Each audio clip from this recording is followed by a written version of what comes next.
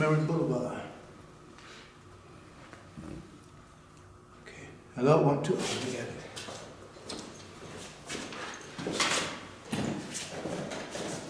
Hotel family, my name is Brother Murray. We'd like to welcome everyone to the Brooklyn William Mackey Jr. History Club.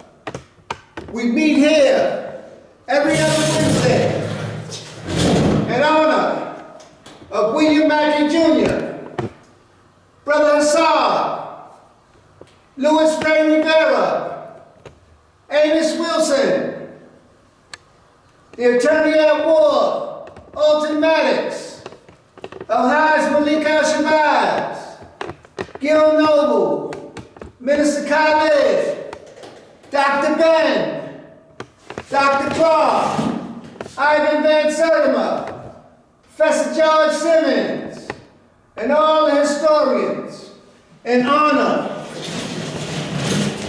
of Leola Maddox, who had an old car and drove that car from Teaneck, New Jersey, all the way to the United African Movement, because she believed in bringing people together. She believed in live lectures and conversation. And she ate her dinner at the UAM. So we never want to forget people like Leola Maddox, Alain Bay Braff, all these historians who didn't have to go the route that they did. They could have took the money and went into the sunset. But they didn't. So we want to honor them. We're going to bring the camera over to the Amos collection. And these books is to help survival and African World Info Systems continue the work of Amos. We have Blueprint for Black Power, Black on Black Violence, the psychodynamic of black self-annihilation in service of white domination. And every time you hear some talking head talk about black people killing black people, we are still dominating. Amos gets into that with that publication. The psychology of self-hatred and self-defeat for the reclamation of the African mind. Sababa finished that in order of Amos. Issues of manhood in black and white. Falsification of African consciousness. African-centered consciousness versus the New World Order. Louis Ray Rivera's classic Jazz in Jail, and Awakening the Natural Genius of Black Children. Those books are to help survival. S.K. Damian, Distorted Truth, the Bastardization of African Cosmology. Those books are to help Amos, survival, and African World Info Systems continue the work. So for the Zoom audience that came in the February code to support the Mackey's group, we want to give you a great big hand. Now I have some books real quick for the listening audience and people on the Zoom. When the lecture goes on YouTube, you can get your books, because these historians, Ivan Van Sertima, Dr. Ben, Dr. Clark, Professor Simmons, all of them always mention books, Professor Mackey, and they had massive libraries. So the answers is definitely in the book. So I'm going to start off with Dr. Randy Short. In honor of Dr. Randy Short out of Washington, his book, Mastery Slavery, The Impact of Religious Slavery Revealed. We got this one. In honor of the great Dr. Ben, Black History Month. Black man of the Nile and his family. And if you want to understand aspects of the black family coming in out of Africa, Dr. Ben did the work. And there wasn't too many computers around. So these pictures are impeccable. So we never want to forget Dr. Ben and his sidekick, Dr. Clark. Great historians. Another publication in honor of Black History Month. And this came from our speaker, Brother Trust Graham, Nzinga of Angola. This is a book that he recommended. It's readily available, so we got this book right here. So I have some other books. We have African Slavery in Latin America and the Caribbean. So when you talk about reparations, it's not just the United States. This thing happened all over the globe. So the books are there. So I don't understand why they keep having to coming out with some silly behind study. No, no. Okay. Dope Incorporated. It tells you about a lot of the legalization of marijuana. George Soros is the man behind it. We want to thank Lyndon LaRouche for this book. And it has a lot of information on it. It's for the listening audience to purchase and read. From in honor of Louis Ray Rivera and Brother Truss Graham, Max Dumont, Jews, God, and History. And a lot of events that these Jews of different races and come up with events that happen, a lot of them is kind of suspect.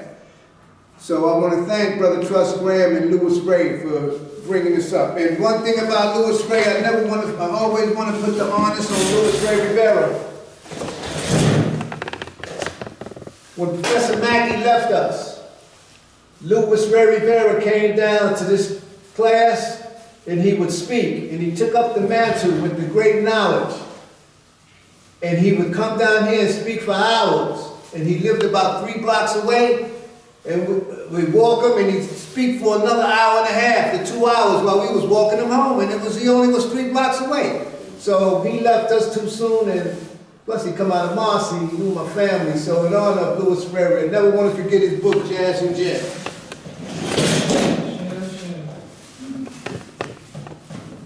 The top 3 books of the most deadly, one of the deadliest guys out, George Soros. The Shadow Party, how George and Hillary and Radical 60s took over the Democratic Party, #1. #2, The Man Behind the Curtain, the secret network of George Soros. And this book tells you about his beginnings when they snuck him out of Hungary and stuff he did investing. One of the most fierce investors and money makers that profit off of misery. So you read the books on these gentlemen. Also, The Manchurian Candidate, Wayne Mansfield, the CIA implementation of Barack Hussein Obama. Excellent book right here. In honor of our great sister, Cynthia McKinney. I wish you would have got the support from the people like Kamala Harris did when she ran for president. And when Trump made the statement how to call the country S-hole countries, well, this book talks about how the U.S. creates S-hole countries. And Cynthia McKinney's book, When China Sneezes, from the coronavirus to the economic lockdown. So we got these books for the listening audience to buy and purchase and read. Another book in honor of Ayo Kamati. Zoom audience, can you hear me? Make sure everything is up, yeah.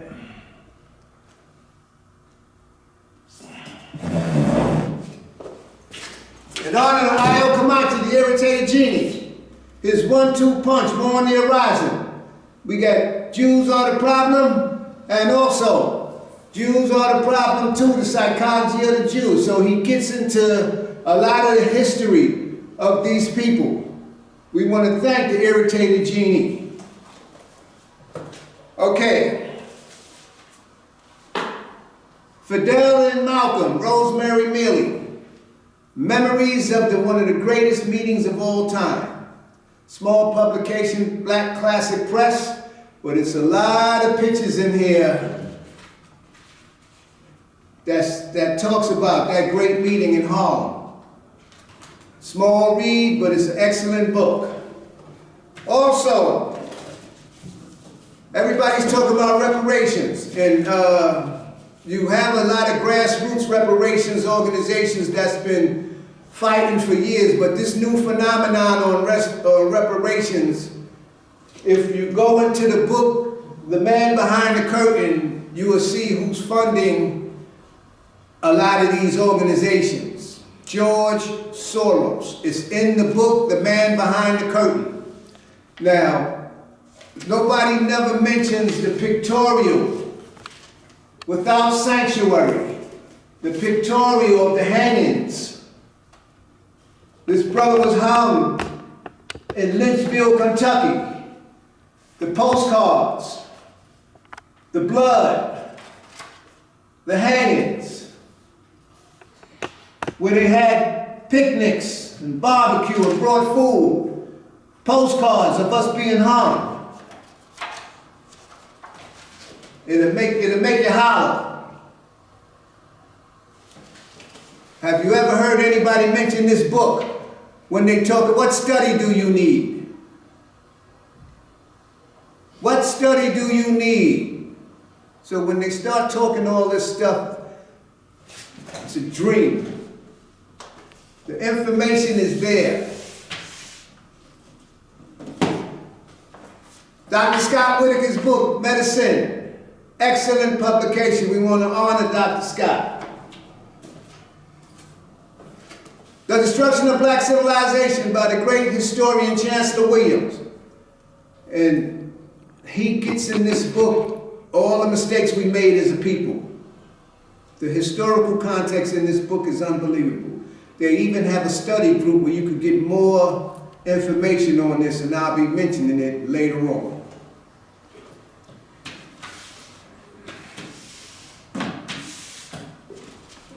The topic of the day is Donald J. Trump and Elon Musk.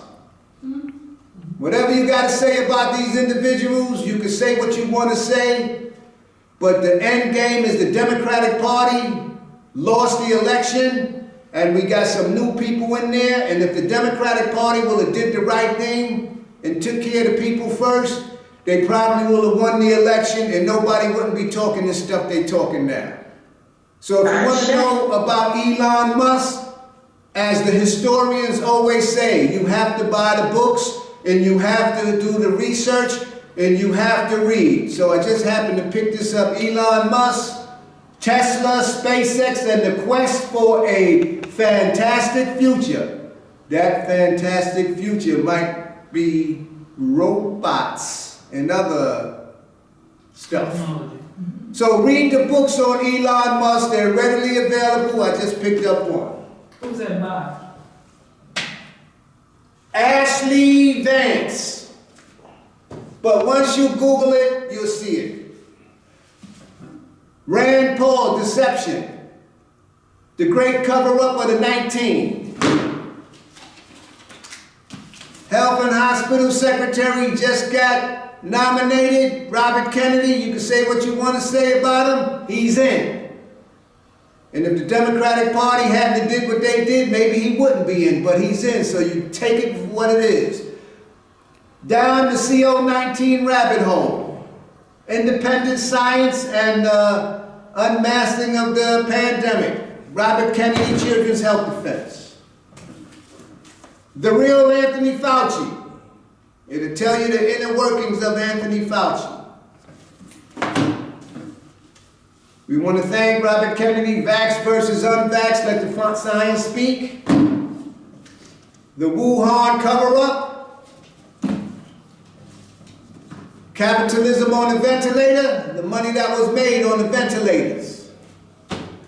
And I just picked this up, and this is the one I'm going to read because it's the medical pharmaceutical killing machine. Finding facts that could save your life. So this is the book I'm gonna get into next, And Edward Down, Causes Unknown, Sudden Death Syndrome in 2021, 2022, 2023, 2024, 2025, 2026, and every time you turn around, something that's happening, and the pictures is here of these young athletes, the charts. Edward Down used to work for BlackRock, and they have the picture of these people, these youngsters, athletes, women, and all of a sudden, they're gone. So we want to thank Edward Down on his book. They took Pfizer to court. Pfizer did not want to come out with this information. They wanted to hold it for 75 years. It's called the Pfizer Papers. They forced them to do it.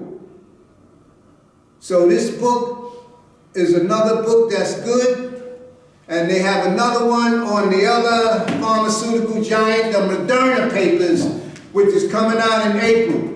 So people basically forced them to tell the public what's going on. So good, bad, or indifference. You get the books and you read them and you learn and understand because it's in the books. Now I'm going to read some personal programs that's going to come on.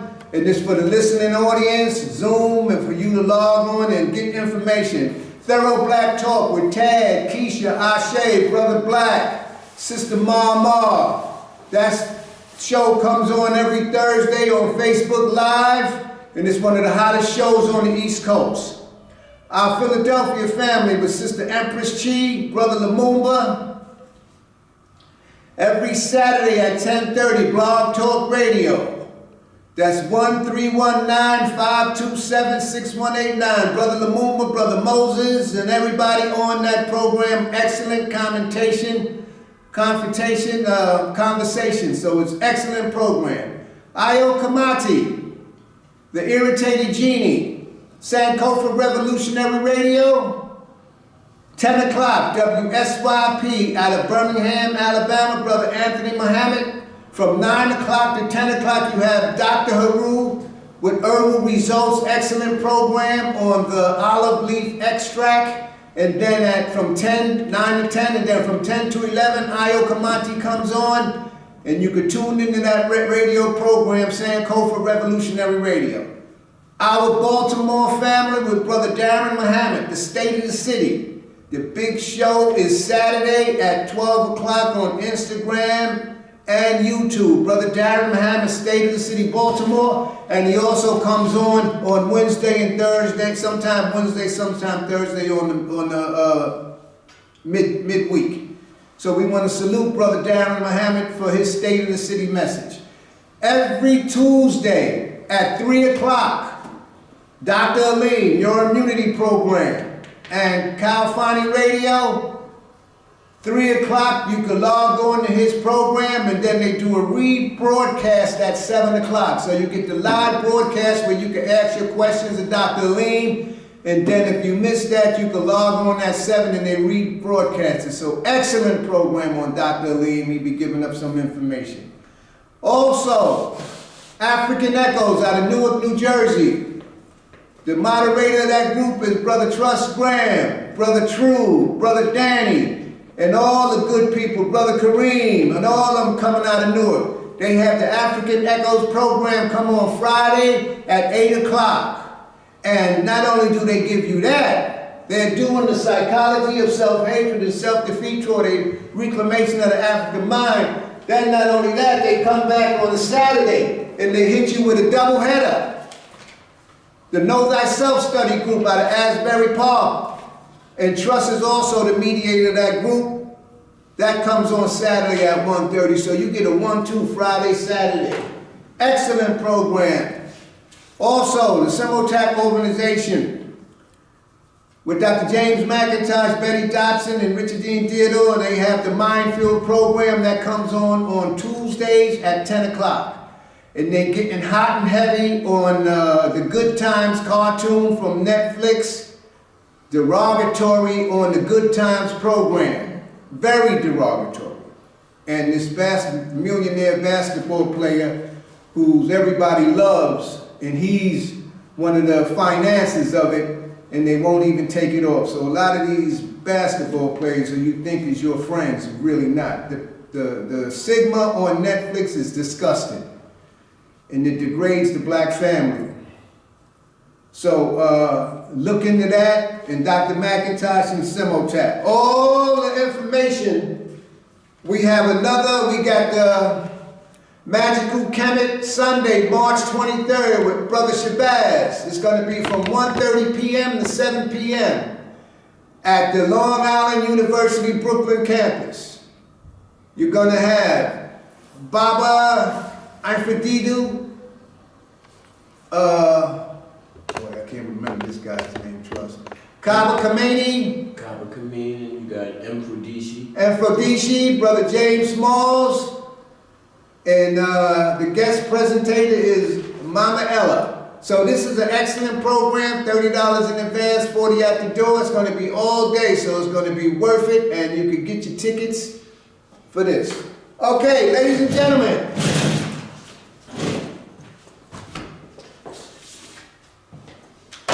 This is going to be the start. Don't you think for 1 second that Black History Month is going to be over in February. All the historians that went beyond the call of duty to study, Professor Mackey and all these folks, Jane, Dr. Ben, Dr. Clark, they study 24 hours a day, 365 days a year. Black History Month got to be every month, not just February. So, all the trust lectures is on YouTube from the B.K. William Mackey Jr. Part 1 was last week, so you can go back on YouTube and get part 1. He says he's going to come back and do part 2. Nzinga, the Portuguese, and the European slave trade. Ladies and gentlemen, I want you to give a great big hand to our good friend, Brother Truss Graham.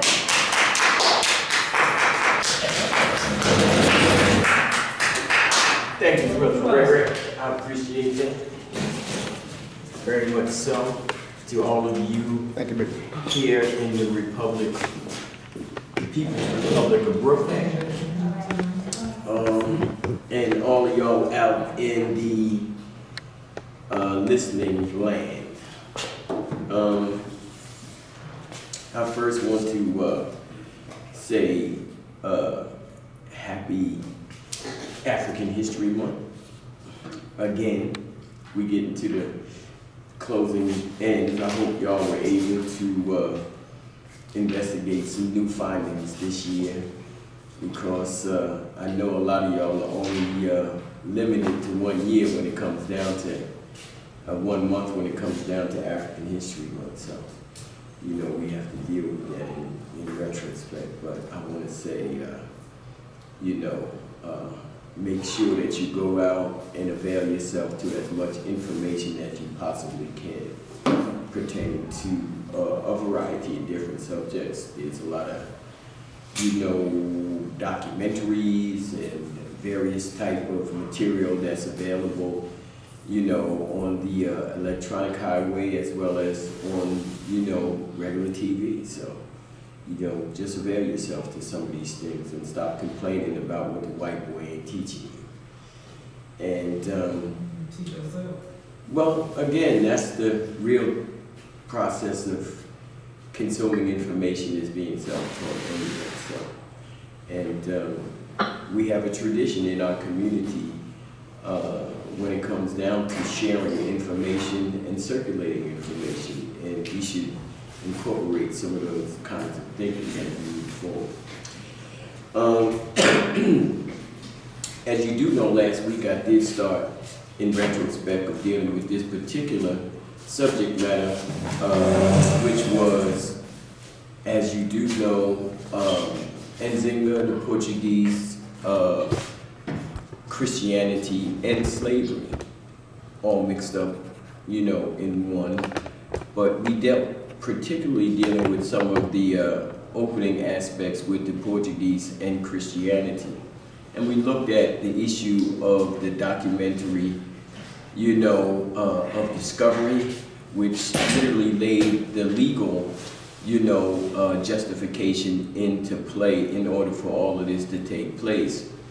But before the Portuguese actually got involved in the whole process of, you know, the enslaving of African people, the very process itself was, you know, not the way we might think it to be when we think about,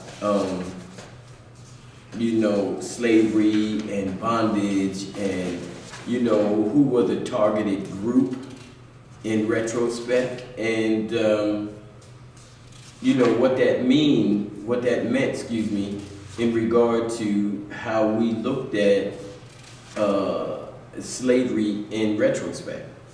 And a great deal of times, one of the biggest problems is that most of our information about history is based on hearsay. It's based on something somebody told us versus something we have researched. And one of the reasons that we have study groups is to help us, have us, as I would say, beef up on our skills of research and study. And as I always say, we use a guerrilla, grassroots approach to research and study. We don't bring into play all of the basic fundamentals pertaining to research and study in the academic community, which are available. We give you the simple, fundamental basics, and then expect that you will take that and run to your nearest academic community and expand your horizons. But a lot of times what happens is that most of us receive a lot of the material that we do know just based on somebody telling it to us without any evidence, any facts, or any substantial reason or rational point of view that validates the material that they're sharing. And what we try to do in our group is trying to give you those kind of skills when it comes down to sharing information. One thing that I'm known for is bringing facts to the table, but most of all, bringing books. I'm a stickler about information, but I'm more stickler about books, and that means that if you have no frame of reference, you don't really have a lot to say. And most of us that do research, we do it with intent, a frame of reference that we can validate our material and that we can reinforce it with that particular evidence and facts. And that gives us, a ground to stand on.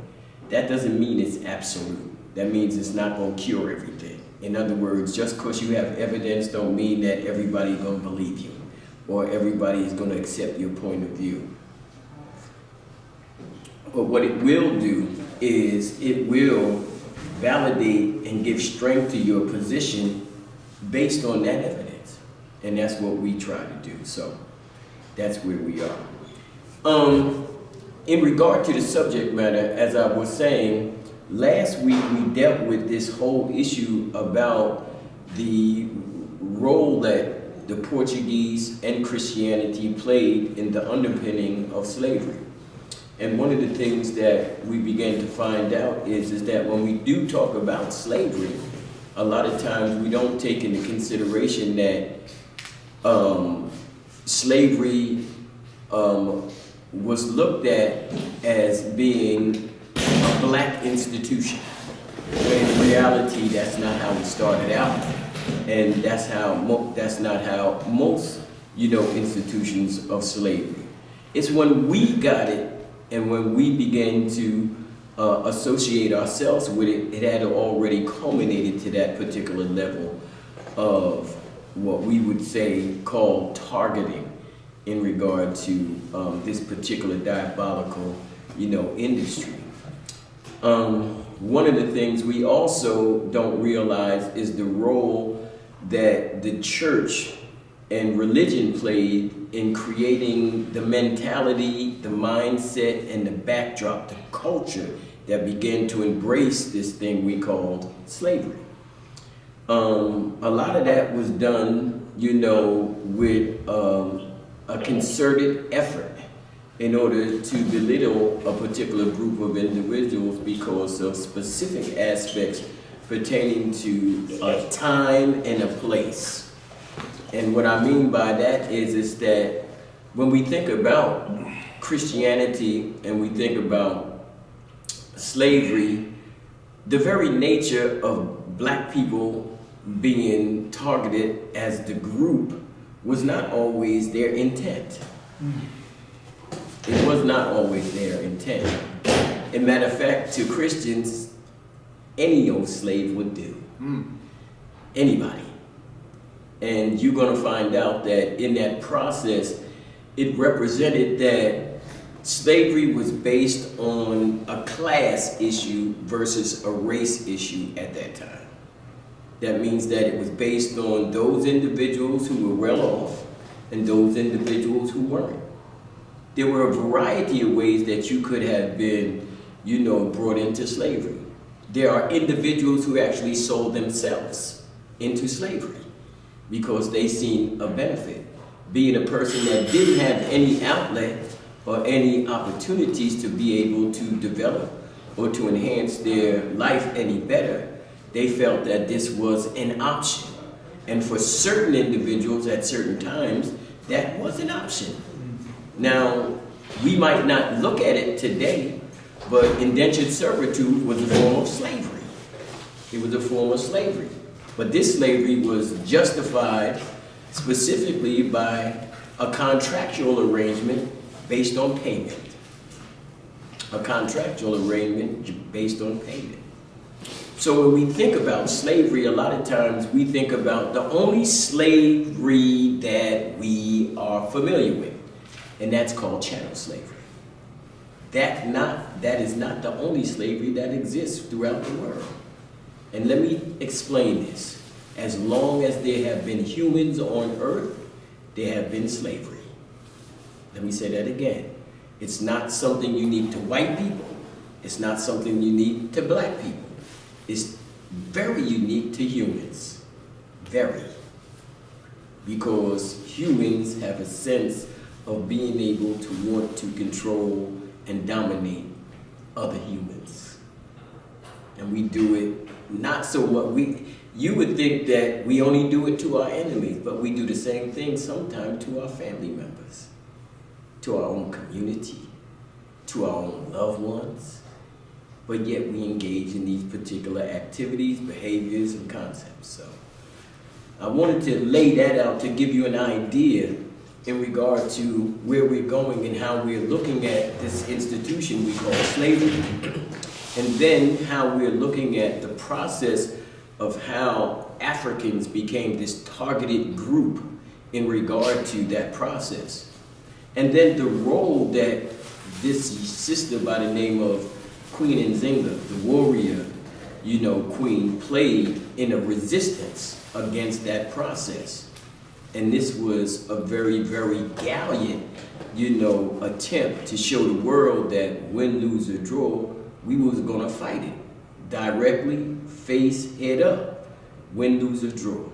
And that was her position, This brought about a significant difference in the way of looking at how Africans would literally fight against these particulars. And then the other thing is, everybody that got into slavery and every African that got into slavery wasn't forced. Let me say that again. Every African that was involved in slavery wasn't always forced. And what I mean by that is that there were certain groups of individuals that sold their self to the highest bidder, and I'm not talking about an individual, I'm talking about a country, for the benefit of the protection or the benefit of the booty that they would receive that would give them hegemony of the surrounding smaller nation states or tribal groupings of their own. Now, whether you know it or not, let me just show you something real quick.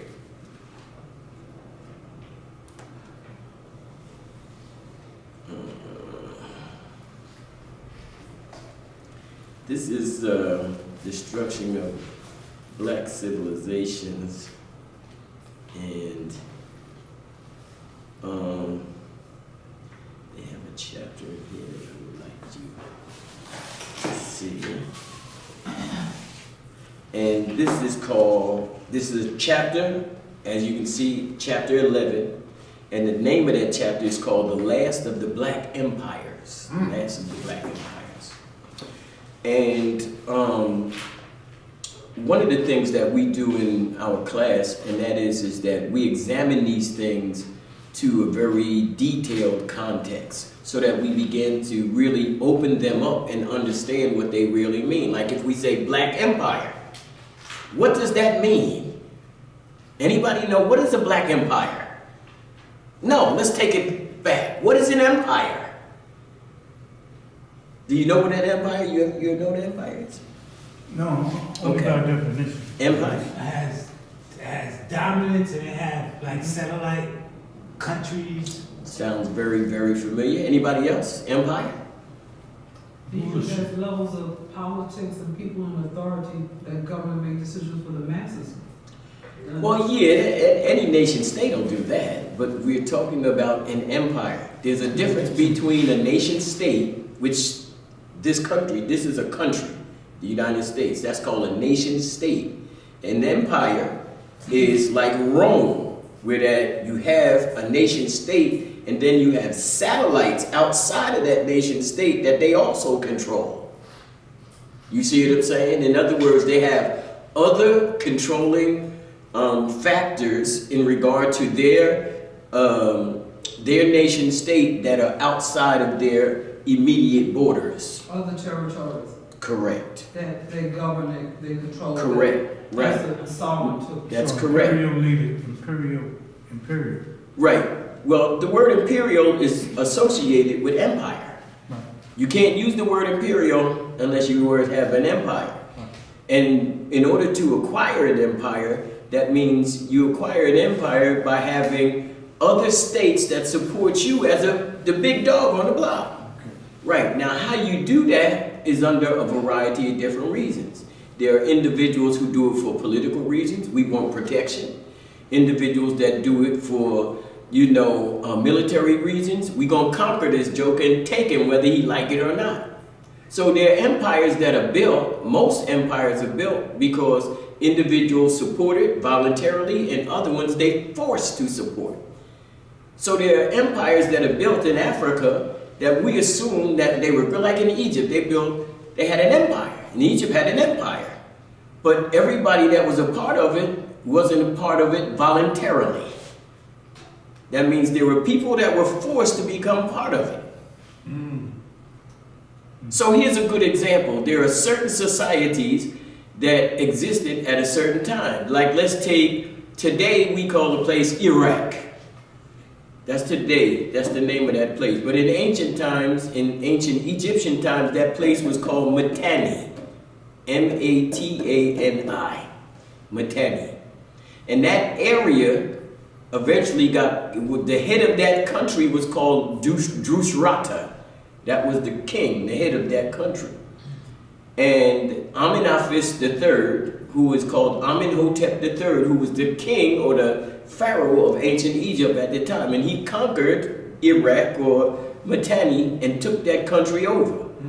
And when he took the country over, the king, who was the head of state, gave the king of Egypt his daughter as a tributary for that conquest. That means he gave his daughter. You know what his daughter's name was? Nefertiti. Nefertiti. Which means what? That Nefertiti is not indigenously African. That she's from Iraq. And that she was given to Amenhotep III as a tributary. But before she arrived in Egypt, he died. So they gave her to his son, who was Amenhotep IV, or most people know him as Akhenaten. Arranged marriage? Pharaoh. Yeah. Only Pharaoh we know. Now, all of this is based on the solidification of countries coming together. This is what also creates empires. You know what I'm saying? So the very nature of what I'm explaining to you gives you a backdrop on just because it's black don't make it good. Just cause it's black does not make it good. Thank you. And it's important that we understand that when we tell a story, it's our responsibilities as students of history to tell as close to the truth based on facts that we have evidence for. That's our responsibility, whether we like it or not. Doc Ben, Doc Clark, Professor Simmons, all of these individuals, Dr. Mackey, if anything, their position was tell the truth with the facts. Tell the truth with the facts.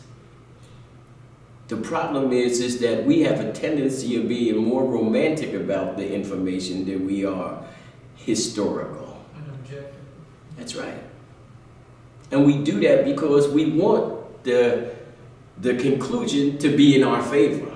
We don't want it to be the truth. We want it to be in our favor. And that's not what real life is about. Let me ask you a question. Can you be successful in life without any failures? No. Fall in the pit, in the way. No, we can't. There's no way it could happen. As Frederick Douglass said, can you have, without a struggle, any victories? So the object is, in order for there to be a destruction of a civilization, you gotta have a what? Civilization first. So in that Black Empire, what we began to find out is that there was some real brutish stuff going on in the neighborhood. And we were becoming vulnerable to that. That's what made slavery so easy to be, and the invaders to come in. Because we had already been in conflict for quite a number of years. And I want y'all to really begin to understand and stop thinking that there was this place called Africa in ancient times. There was no such a place. Stop thinking that all Africans, because they were black, thought themselves as being black. There was no such a thing. Why would an African think that he's black? For what? Because he's black. Well, who does that? Who goes around and says, I define myself only based on my skin color? Nobody does that. But you got Africans that are white too. Yeah, but the issue here is that the significant. Yeah, but that's the issue here is that when people identify themselves, as far back as you can go, they identify their identities based on cultural relationships. Identity had the physical appearance had nothing to do with identity. That came later. It's like clan versus tribe. Two different things. Two completely different things. Clan is one thing, tribe is another. What's the difference? Anybody know? Tribe is bigger. No difference. No, it's a difference. A group of people, it's still a group of people. It's a group of people, definitely. With different ideas. Well, one came before the other. Okay. The tribe came before the clan. No. Clan came before the tribe. And the reason that is because, see, most people think that human beings began with a family. Human beings began with a clan, a group of individuals, because no family can come from nowhere. They gotta have somewhere they come from. A hunting and gathering. A hunting and gathering society. Well, the issue here is that the clan was based on a degree of survival. And let me explain how this developed. Human beings go all the way back to what we call primates. Primates. If you read what is called anthropology, or what we would call physical anthropology, which is the study of human evolution and development. So if you read Dr. Ben's book, or I've read certain of his books, you'll find out that the origin of human beings had its foundation in Africa. It's not, something spooky or, far-fetched. It just happens to be the science of the day.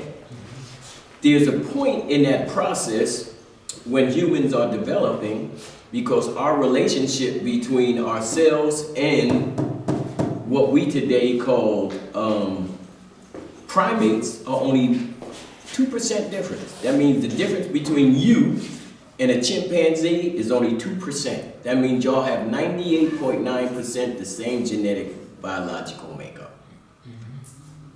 There's a difference, though, in that 2% that can give you what you see today of yourself and what you see today of a chimpanzee. The problem is that over a span of time, these things go through a process of change. The problem is that when did the change take place and how long? Now, all this is also dealing with the issue of how we are defining, who we are and how we see ourselves. And remember, most of this, what I'm telling you, is dealing with science. And at the time that we talking about these black empires and the beginning of slavery with the Portuguese, there was no science as we know it. Didn't exist. But they was trying to find out some explanation on where all this shit came from. Where human beings developed. How people came to be. So there was a science of that day that explained those things to the people. Anybody know what that science was? Anthropology? Anthropology? Science of anthropology? No, ain't no anthropology. Not in the 1st century or 50 BC or 200 BC. It was trial and error. It was observation, right? Well, no. No, think. What was available at that time that was giving you explanation about the world? The physical nature. Cause and effect? Think. Y'all not thinking, you're guessing. Yeah. So don't guess. Think about the question. And think about what I'm asking. What I'm asking is this. At a period of times, let's say 1000 BC, 1000 BC, what was their explanation on how the world came to be? A word of mouth tradition. Drawings? No, come on, think. Religion. That's the only thing that was giving you an explanation on where you came from, was religion. So what about the anthropological things, like the physical things of anthropology, like fire? Yeah, but you talking about anthropology is a discipline. It doesn't, wait, let me finish. Anthropology is a discipline. It doesn't become developed until thousands of years later. You get what I'm saying? Okay. We are talking about the influence of how people think to determine their environment and how they see themselves. So the first thing that did that for you was not science. It was religion. Religion told you who you were and where you were born. It told you how you got to this world. Every religion does that. African religion, European religion, Asian religion, South and Central religion, they came before anthropology. That's a fact. And those are the first sciences of the world because they give explanation to the unexplainable. That's what religion did. It explained the unexplainable. So that's why in the early days of slavery, religion became so influential because it had already got everybody to believe that the beginning of the world happened in the Garden of Eden. Right. That's what they believe the beginning of the world happened. Still thinks that? That's right. There's a 2.5 billion Christians in the world today that believe what he just said. And all the science, we got some of the greatest anthropologists, some of the greatest physicists, some of the greatest biologists, some of the greatest molecular biologists in the world today. And all of them know that the world wasn't created in 6 days. But religion only goes back a certain amount of time. right? Say that again? Religion only goes back a certain amount. Everything only goes back a certain amount of time. Everything. Yeah, but Right. we're trying to put it in some kind of order. Yeah, but you... Religion would be behind culture and... No, there's no skin. No, come on. You got to remember, what is religion? What is it? Doc Ben was the best person that explained this definition. A repetitious way or means of transferring knowledge. Belief system? No, it's not a belief system. Religion is the deification of a culture. Religion is the deification of a culture. You take a cultural condition or a cultural characteristic in your society and you elevate that to a sacred position in your society. We call it religion. But they did that. There was religion. There was a raising identifying a divinity before there was anything named religion. No, sir, no, stop. No, there was no such. What was let me explain it to you so you understand. There's only two kinds of God. There's a supernatural God, and there is what is called an elemental God, or what we would call a natural God. Now, those gods are based on attributes. That means characteristics that define what they are. A supernatural God is a God that you can't see, you can't touch, you can't smell, you don't know how big his are, but you do know one thing, that God. Well, you know that they don't exist, but you accept it as truth. Where that the earliest, this is the supernatural God, came second. The first God was called an elemental God. That means that nature itself was the representation to God for all people. So that's why they seen first, all humans seen God in wind, rain, sun, mountain, water. Fire. Because those elements were the elements that maintain their survival. Fire is later. You know how long human beings lived before we used fire? 7.5 million years. 7.5. Human beings been on the planet 8 million years. And almost 7.5 million years we didn't use fire. Think about that. They're cooking in meat. That means that not only we wasn't cooking meat, it was kind of cold for a long time. You get what I'm saying?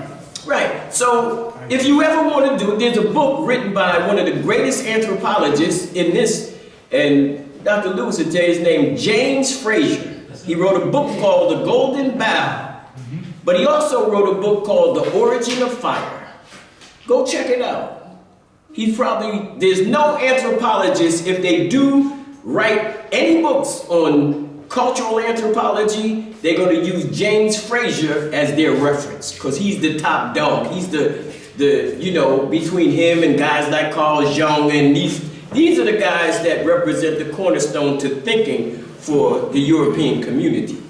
So he'll tell you about the origin of fire. But again, this is about being able to see and define ourselves in a certain way. So when the religious community did that, they were very instrumental in creating a mentality on how they seen human beings or people that was up, down, or in between.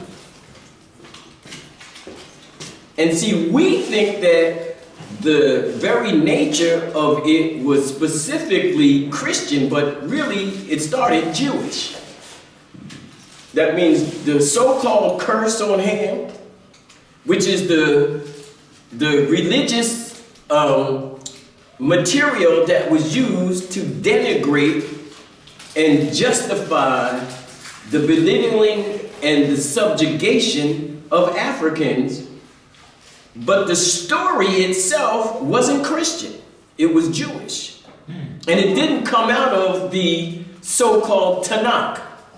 Everybody know what the Tanakh is, right? No. Old Testament. Torah is not the Tanakh. Tanakh is the religious book in Jewish. The Torah is just one section of that book. That's correct. The word Tanakh is T-N-K. T-N-K stands for Torah, Natuvim, and Ketuvim, which represents the three sections of the book. And most of us, that's why the Jew, when a guy say, when I see a Jew say, I said, do you read the Torah? He said, yeah, that's my book. I said, that's not your book. So he said, what do you mean? I said, the name of the book is the Tanakh. He said, well, who told you that? You're not supposed to know that. Right. And then I said, you know the Natuvim? He said, sure. And then you know the Ketuvim? He said, sure. I said, then why did you don't call it that? He said, because everybody know Torah.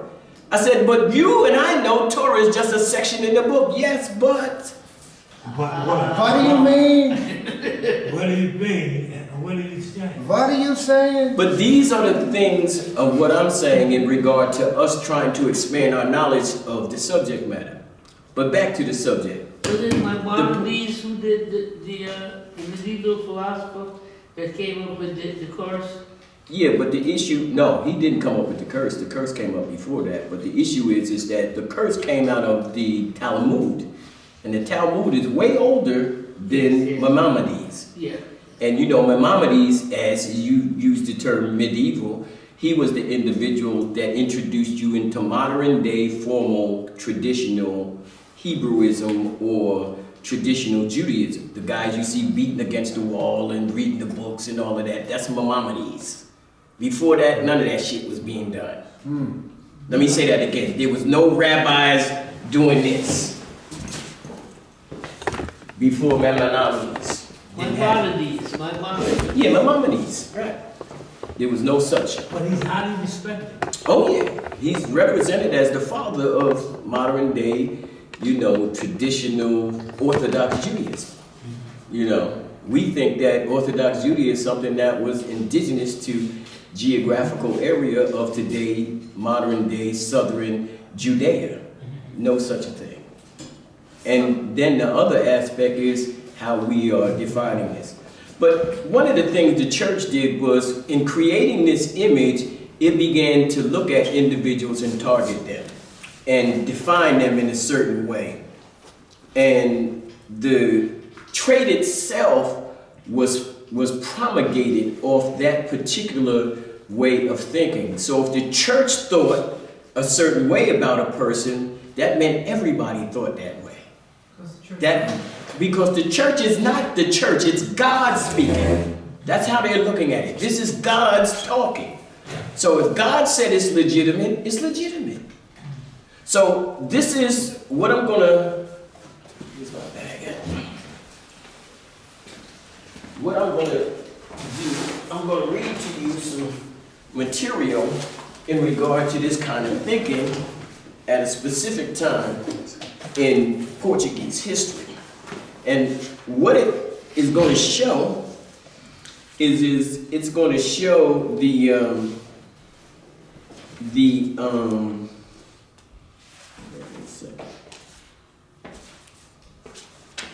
Mr. Graham, does that mean that the Jewish religion was the first religion on the earth? Excuse me? Does that mean that the Jewish religion was the first religion on the earth? No. Who said that? No, I'm asking because. No, of course not. Yeah, I mean that would be impossible. Why would it be impossible? Anybody? Why would the Jewish religion be impossible to be the first religion? Because They were later people. Say that again? They're not an original early people. So, Oh, you know, yeah, but Abraham. yeah, but religion doesn't have. What do you mean orally people? All people are oral. Because Moses. Original. I mean, that sect came out of Abraham. No, yeah, but hold on. Moses is Hold later. on. It wasn't even created. Yeah, but hold on. The issue here is we're talking about religion. I want everybody to understand this. Religion, in its beginning, I don't care what religion it is and where it's from, it doesn't have a substantial, definitive origin. None do.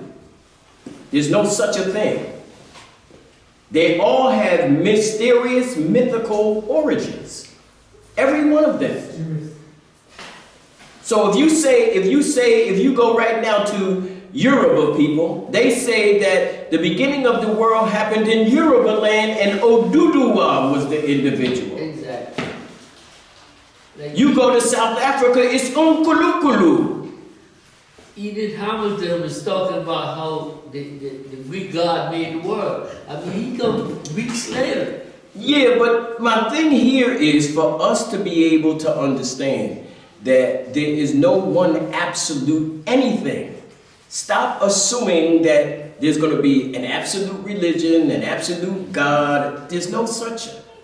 And what happens is that everywhere you go in Africa, at a particular time, individuals looked and defined themselves based on where they was. Territorial. Right. So there was no such thing. When this Portuguese slave trade started, there was no such thing as an African.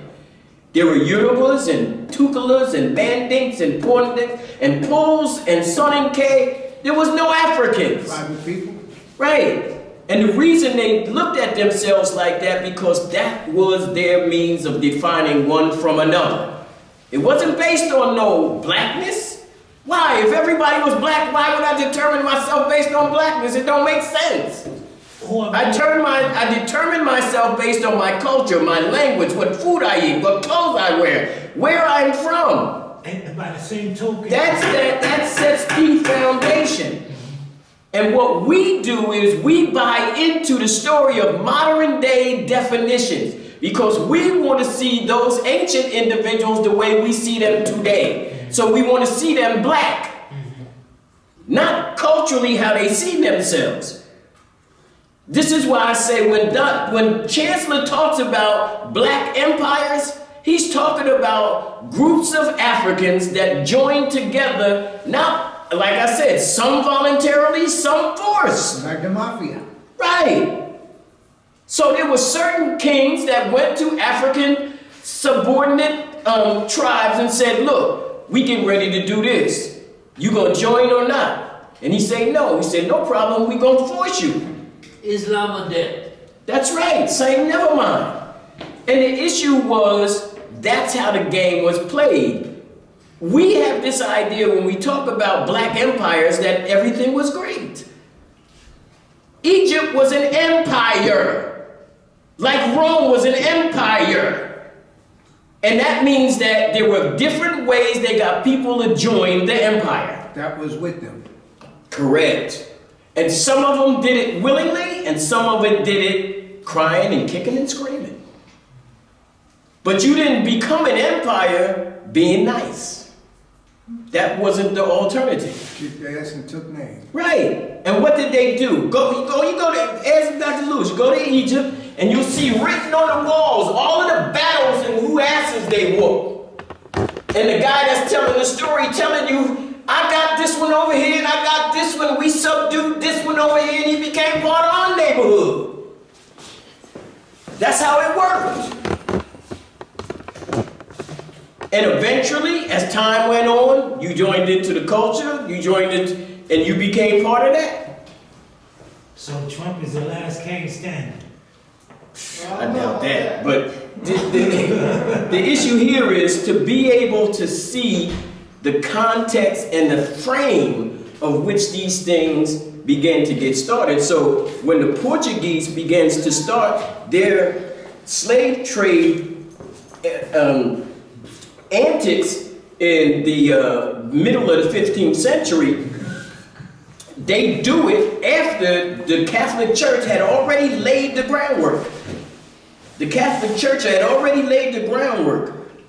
And when guys like Pope Nicholas V brings into play an international papal bull and edict that says this, that I'm going to give access, I will give access to Portugal for the whole west coast of Africa. For the whole west coast of Africa. Now this is in 1450. 1450. Why y'all think he didn't say, well shit, just take the whole Africa? Why he say the west coast? He He had the Spanish to deal with, he had the French. Place was too big. he had No, the- not too big. What? He had the other countries to deal with. The No, Spanish- them other countries wasn't involved yet. There's no French yet. There's no British yet. There's no Dutch yet. There's no no Spanish yet. Remember, the first person in slavery is the Portuguese. There's nobody before them. And I'm talking about an institution. Remember, these are the guys that threw the Moors out in 1250 AD. 1250. Remember, when the Moors took over Spain in 711, it wasn't just Spain, they was taking over Portugal too. Yeah. The problem is that we only thought of it as Spain. But think about this. The Portuguese threw the yoke of the Moors off in 1250. It would be another 250, 280 years before the Spanish would do it. Think about that. We don't think about that because most of us don't know that part of the history. You're only thinking about the Spanish role. And it was them Portuguese that gave the Spanish the opportunity to get involved in slavery. They joined with them. No, they didn't, because the Portuguese owned the whole western coast. The reason that they owned it and wouldn't go nowhere else is because at that time on the East Coast, the Arabs controlled the whole East Coast of Africa. So they could. Remember, the Arabs went into slavery in the 8th century. We talking about the 15th on the other side. The Arabs was already lock, stock, and barrel. They was locking and rocking for already 800 years before these jokers got involved. Damn. But yet we running around talking about how bad it was. That's why they didn't go around there. There was only a certain amount that went that way.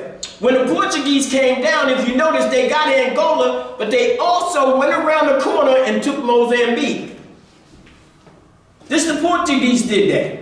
Go to Angola now. They speak Portuguese. Go. Yeah, but see, in those areas, Guinea-Bissau, those were called Lower and Upper Guinea. Whenever you use the word Guinea, it's associated with human cargo labor. It's human with labor. The Guinea coast was human labor coast. The Ivory Coast was ivory labor. The Gold Coast was gold labor. You get what I'm saying? It was based on these mineral resources that came from these particular areas, and and then what you found out was that from Senegal all the way down to Angola became recognized as the Guinea, because that's where they began to get the largest amount and repository of slaves. And they all went to either Brazil, Central America, that set the foundation into play that gave the Portuguese this position of authority. And they created a system that they would use for almost 100 years before they relinquished. I'm talking about the Portuguese. Before the Spanish got in and became big brokers and all of that, the Portuguese had this thing called an asiento. This word asiento is a Spanish word that means contract. And the contract were arranged with the individuals that were getting acquisition of land, in this case the Spanish, because it was the Spanish and the Portuguese. And if the Spanish got land in America, the problem was they needed labor. And they didn't have no labor. And they had already went through processes of trying the indigenous population, and it wasn't working out too well. So what did they do? They decided that they was going to use African labor, but they had a big problem. They ain't had no Africans. You want African labor, you ain't got no Africans. And you couldn't go to Africa and get none. Why? Excluded. That's right, they excluded. The Portuguese own everything. So this contract, this asiento, gave them the opportunity to get it. So the contract was made up like this. The contracts were made that we would give you acquisition of a certain amount of land if you brought in a certain amount of slaves annually. That means if you brought in 3,000 slaves every year, you can get access to that land, you pay me a stipend, we good. So the first people that did that were not countries, they were companies. The Royal African Company, that was a British company. The Dutch West Indian Company, that was a Dutch company. All of these companies came in and they were the first investors in the whole system of slavery. And then, only until they started the process, then the countries came behind them and began to shore it up because they seen all of the benefit in regard to what they would receive. So let me give you an idea. Let me read to you some of this idea. What century will they start off with contracts? Contracts go all the way back to the 1450s. Think about this. Y'all running around talking about 1619. 1619, the homeboys was already in the slave trade almost 100 and a half. Yeah. Think about that. And we running around here talking about, well, you know, white people love slaves because we talking about, they say, well, really America didn't start in 1776, it started in 1619, and white people like, oh man, it didn't start in 1619. And then when a guy told me, he said, well, you know everything started in 1619. I said, no, man, you got the wrong shit. So he said, what are you saying that, you know, Hannah Jones is wrong? I said, well, I wouldn't call her wrong. I would say incomplete. Oh, Gerald Nice word. Or Gerald Incomplete. Horn. But Gerald Horn, he's dead, he's okay. Gerald Horn is not Hannah Jones. Gerald Horn is a seasoned academician of very high caliber. And what I'm telling you, Gerald Horn knows front, back, sideways, up and down. That's correct. So it's not an issue of question. But here, most of us do not know. So when we think about slavery, we have a very limited, a very myopic perspective of what that is. So what I want to do to you is I want to share to you some of that and give you some of the context in regard to how we see it. First, I want to read to you something about how the Portuguese viewed the black man. This is a chapter, see? How the Portuguese viewed the black man. You know, what they saw about him. And this, again, is coming from a book called The African Experience in Spanish America, 1502 to present day. And this is by Leslie Rout Jr. Leslie Rout Jr. That's Leslie, Leslie, B in boy, and the last name Rout, R-O-U-T, Jr. Leslie Rout Jr. I'll be reading to you from page 10, and the title of this section is called The Portuguese View of the Black Man. Prior to 14, listen to this now, prior to 1441, the Portuguese had displayed no unusual preference for black slaves. It says any non-Christian they could capture was fair game. Now this is a black guy. Leslie Rout is a black man. He's writing in his subject in regard to Portuguese and Africans. And he's saying that the Portuguese is saying that our intent, we wasn't looking for no black. I mean, any joker that would do. That's They correct. were looking for anybody. Right. But let me go on. It says that any non-Christian they could capture was fair game. And even Christian slaves That's right. could be found in the country as late as the 16th century. After the disastrous defeat at Algiers in 1437, Portuguese expansion in Morocco simply ground to a halt. And although occasional raids and subsequent campaign revivals might set some territory and a few prisoners, a steady supply of Muslims never developed. The fact was that only blacks, let me say that again, the fact was that only blacks could be obtained with relative ease. In an avoidedly Christian country, however, the continued enslavement of these people could not be explained simply as another profit-making enterprise. An assembly of moral defenses became a necessity. In other words, they knew what they was doing was so evil and so diabolical, they had to come up with some means of a justification. And they had to find some moral explanation for it.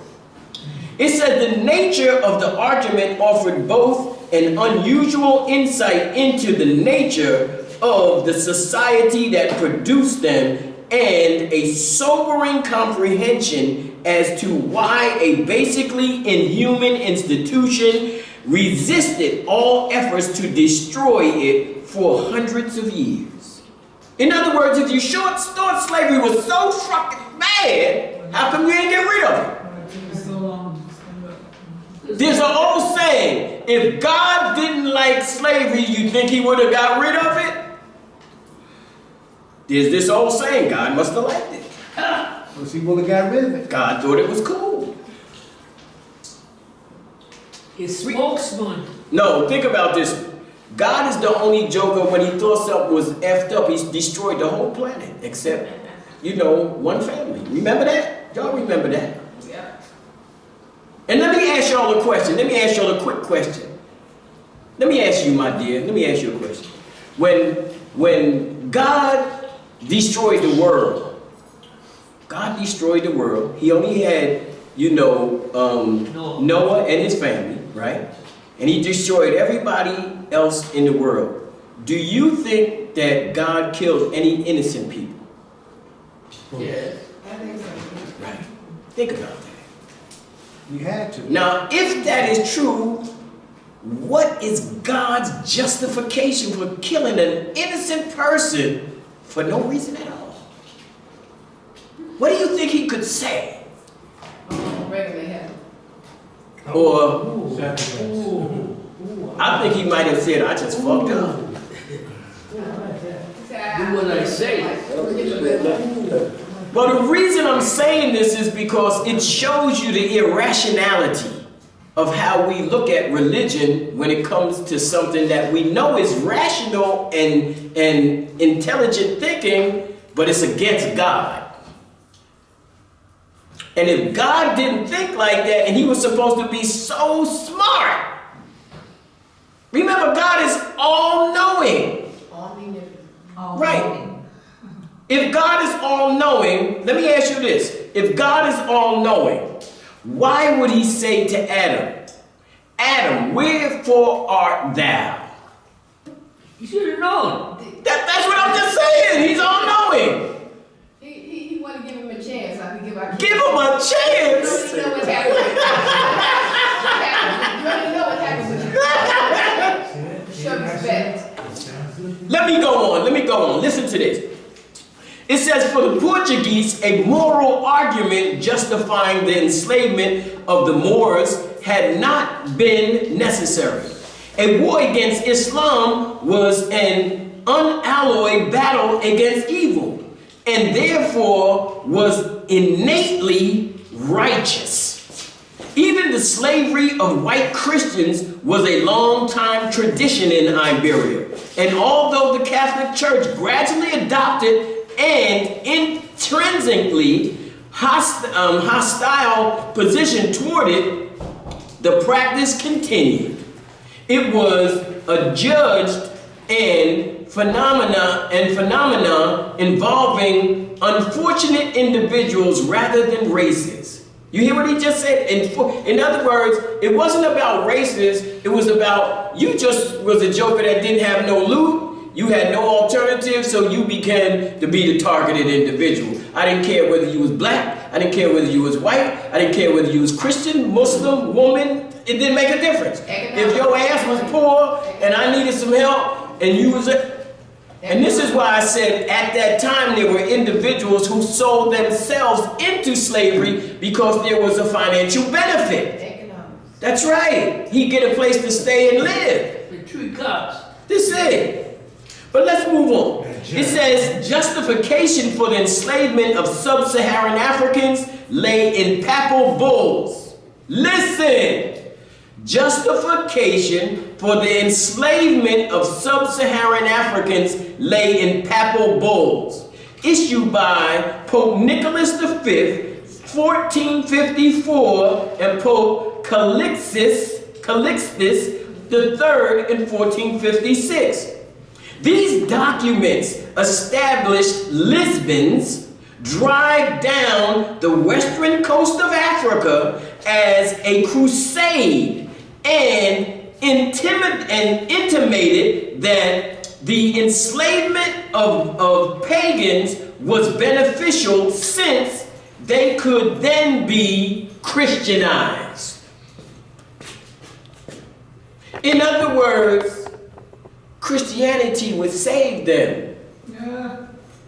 Let me go on. Listen to this now. It says that that the papal pronouncement in the last regard did not represent a marked departure from generally held beliefs.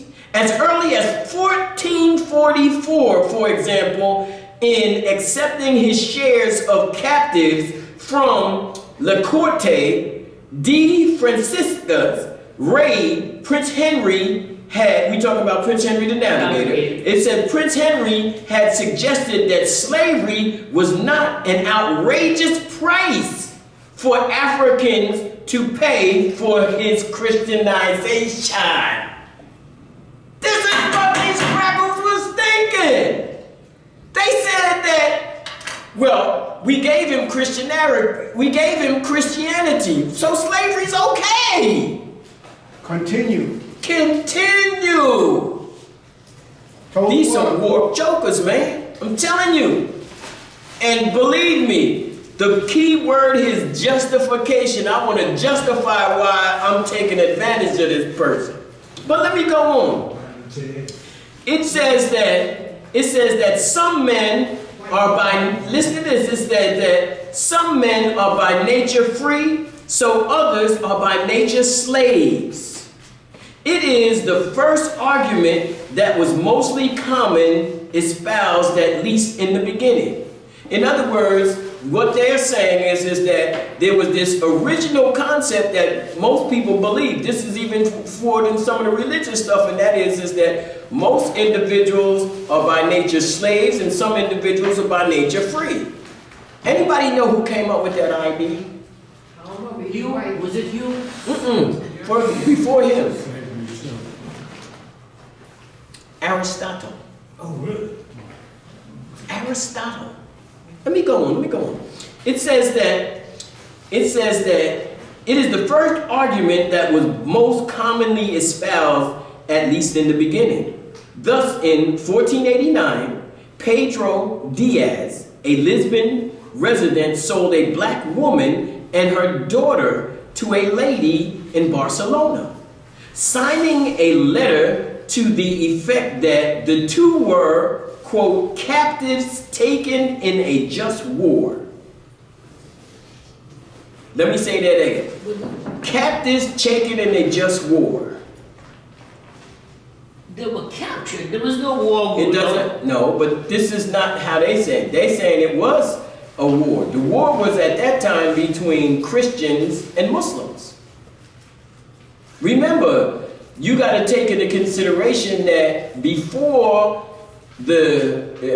after the Moors ruled Spain for 711 years, they got into quite a beef.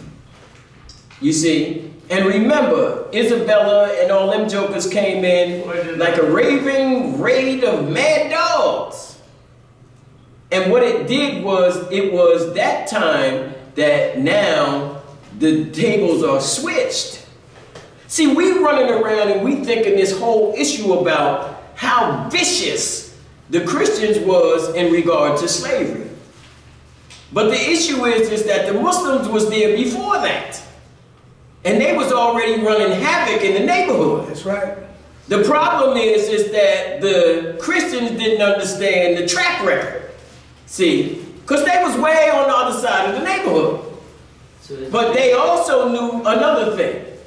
Is that, remember, the citadel of the intellectual infrastructure of Christianity is North Africa. It ain't in Jerusalem and it ain't in Rome. It's in North Africa. The greatest thinker of all of Christianity is Saint Augustine.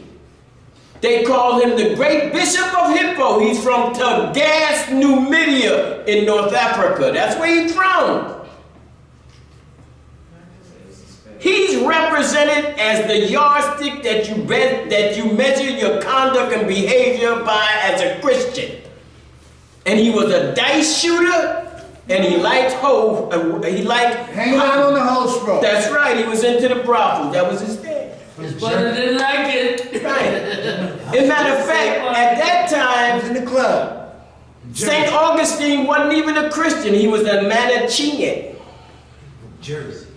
Y'all probably don't even know what a Manichaean is. A manager? No. Manichaean. Manichaean. That's right. Manichaean come from the great. Oh, Manichaeans. No, Mani. M-A-N-I. C-H-E-N. No. Mani is the individual who was the leader of the Manichaeans. His name was Mani. M-A-N-I. Like Manny from the South Side? Right.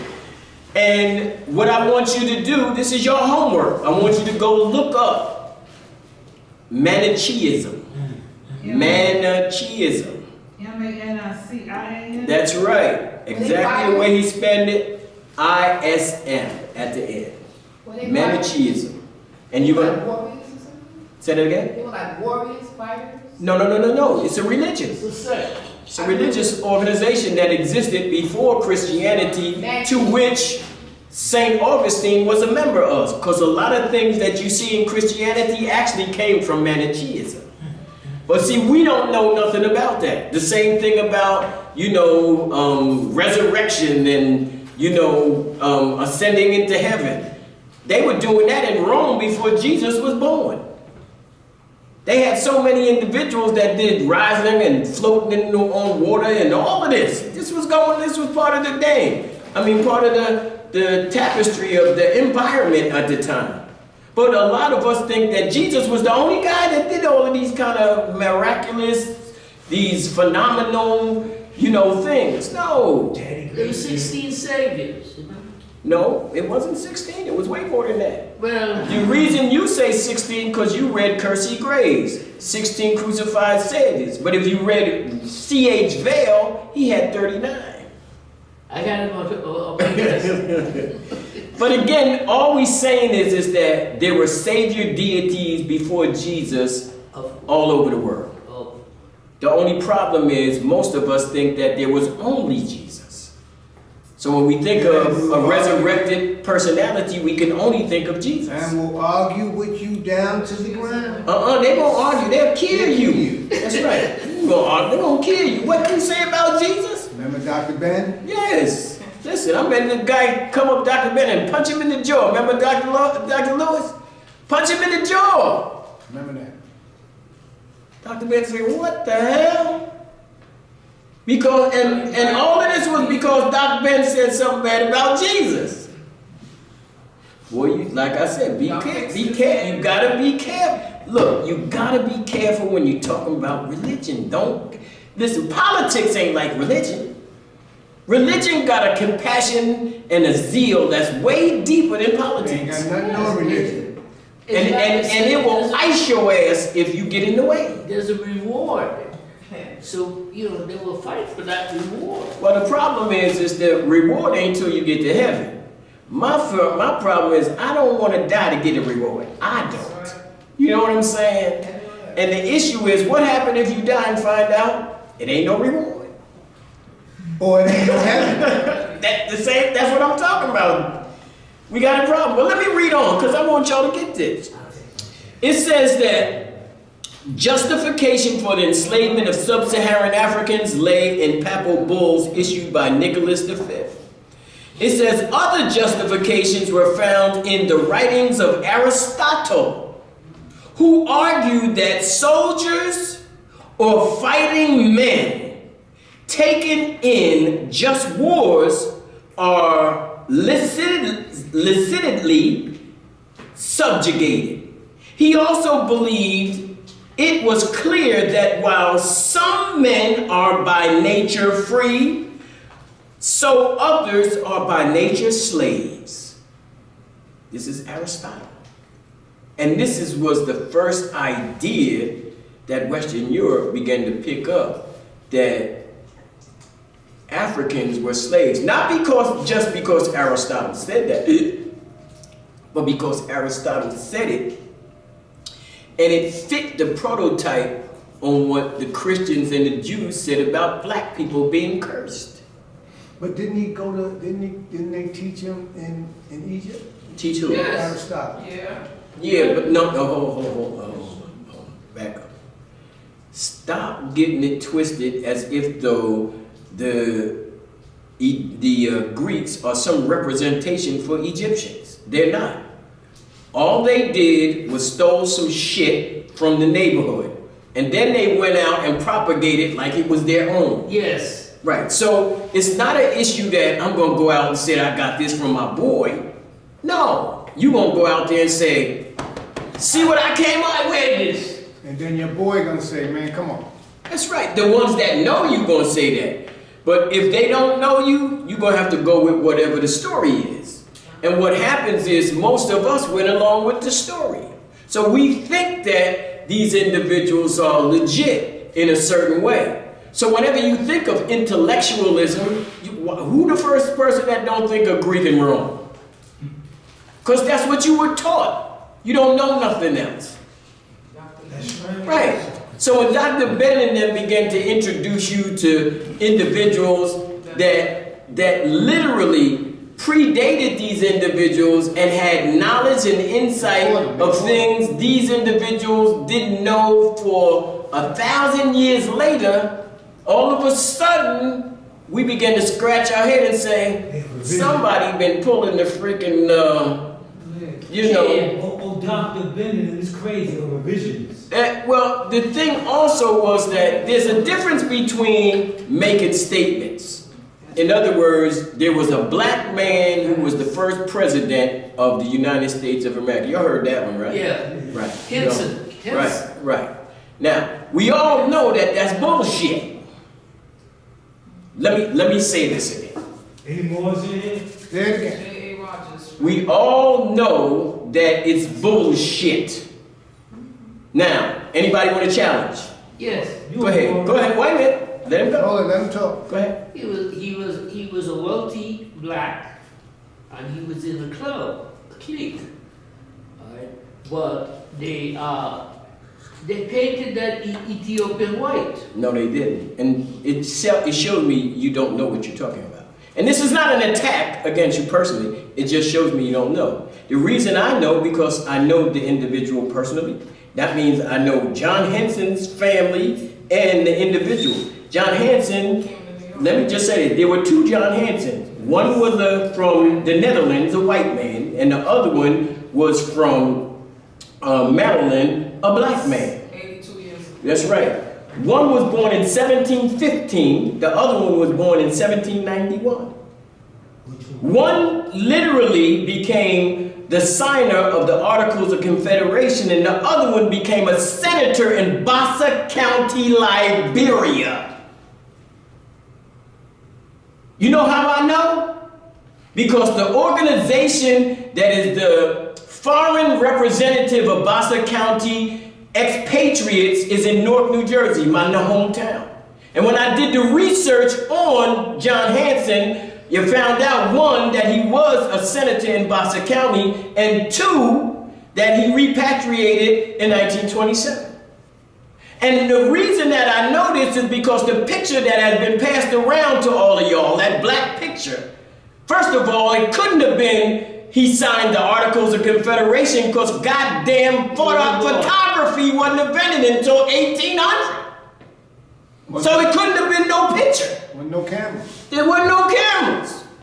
Second is that the guy who took the picture was Augustus Washington. I did research on him. He's from Trenton, New Jersey.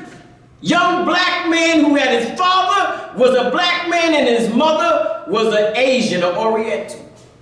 He not only took the picture of John Hanson, the black guy, he took all of the pictures of the first administration of the Liberian administration when they repatriated. From J.J. Jenkins to all of the other individuals. You know how come I know this? Because the pictures are right now down in the in the archives in Washington, D.C. They did a major exhibition on Augusta Washington's photograph because he was the pioneer of the daguerreotype photographing during that time. This is why it's important to do the research. This is why it's so important. You know, I had people like Dick Gregory saying that John Hanson was the first black president. Said it more than once. Said it at UN. Yes, sir.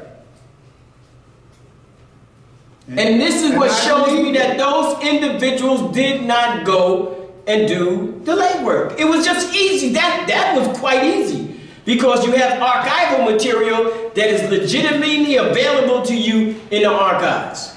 I had a guy tell me that, oh, he was a black guy because it's on a $2 bill. I almost fell out my chair. The picture taken on the back of a $2 bill, anybody know what the picture is? Say that again? No. Anybody ever seen the back of a $2 bill? I got 3 of them at home. I'm gonna look it up tonight. Well, we'll look at it. It's the signing of the Declaration of Independence. Don't get rid of And it. the original picture, it is in the rotunda right now in Washington, D.C. And every person in the picture's name is on the goddamn picture. It's the Articles of Confederation, not the Constitution. Listen to me, bro. I know what I'm talking about. The Articles of Confederation. Look, listen to this. The Articles of when was the Declaration of Independence written? 89. No, 1776. The Articles of Confederation, when was it written? Before that. 1777. When was the Constitution written? 89. No, 1789. When was the Bill of Rights signed? Written. 79-1. Well, Bill of Rights. Well, actually, yeah, 1792. But go ahead, we go with that. But the issue here is this: is that those documents were not at no time, the Articles of Confederation signed by none of them jokers. Not the individuals we talking about now. They wasn't nowhere near. They ain't mad, right? There's no such a. The problem is that we assume that these things. Remember, the Article of Confederation was consolidating the colonies as a confederated state to protect themselves. Remember, this wasn't like we wanted to be the United States of America. This is, I want to survive, and I can't do it alone. So I need some help. And these jokers, we got together and we decided that we gonna go after him. Read the first article in the Declaration. It says, the first article says, we first define that this particular state is gonna be called the United States of America. That's the first article. She happened to get 2 sisters. Don't get That's it. That's the $2 bill right there. This is it. This is it right here on the back. This is the emperor. This is the Declaration of Independence right here. Come on over here, Right, excuse me. This is the Declaration of Independence right here. I guess it's hard for y'all to see it on this particular. But see, if I was home, I would show you. I got one blowed up this big. So you can see everybody. So the guy said, you can't see him? He's the black one, the dark one. So I said, man, the money green. What you talking about? And he swam to me, the guy is black. So I said to him, I said, did you ever see the original? He said, no. I said, I went down to Washington, D.C. Not only did I see it, I read the whole documentation. And nowhere on that documentation John Hanson is on the damn picture? Nowhere. I give you $3 for that $2 bill. Wait, did he take him to the black guy? That's what he said. I said, well, how could he be black if the money is green? I don't understand that. The point, But his position was he wanted to go with what? The rumor. He wanted to go with the romanticism because it sounded good to him. It made him feel good. So the first thing I asked him was the $64,000 question. Take a picture. The $64,000 question. Listen, now we're talking about an individual, John Hanson, who had lived in 1775 all the way to, say, 1800. Now, if that would have happened, do you think that he could have been president and Harriet Tubman not know? That's right. Do you think that he could have been president and Sojourner Truth not know? And they knew everybody. Do you think he could have been president and Freddie Douglass not know? They knew everybody. Do you think that he could have been president in the 20th century and W.E.B. Du Bois would not have knew who he was? well, wait a minute, hold on. Come on. What they're saying, the little that I know is that there are two documents. He was There are the not. head of one document, and they removed that. They removed what? He was the head of one document. Who was? This guy Henson. This is what the argument is. That Listen, you know where the original argument comes from? You know who brought the story out? Who was the guys that actually created this story of John Hanson being the first black man? The Moors. That's right. Nuwabian Moors, not the what do you call it? The Noble Drew Ali Moors. We talking Nuwabian Moors. This is Ima Isa and the boys. And they were the ones that created this scenario because it was real easy. This is when the internet was really new. And what he did was he put in John Hanson. And what came up was John Hanson, the white boy from the Netherlands, as well as. So what he did was he looked at all of that information and seen that this white boy was the beginning of the American Revolution. He was born in 1715. He signed the Articles of Confederation, and he got the same name. Right. So what they did, they took his information and they superimposed it to the black guy. And they say, this is the guy who the real Henson is, and that guy y'all got, he's a mulatto, he's a white. Where did the original story came out? The original story came out in a book called What They Never Told You in History Class. You know how come I know? Because I proofread the book. Go ask Indus Kush. He's the author of the book. I met Right. Indus Kush, go ask him who was the individual who told him that the information was incorrect. But he said, no, because I'm going to put in there the reference about the Nuwabians, let them handle it. So I said, hey man, look, what it's going to do is, when they find out that that shit is bullshit, they're going to think everything else you got in that book is I bullshit. want my money back.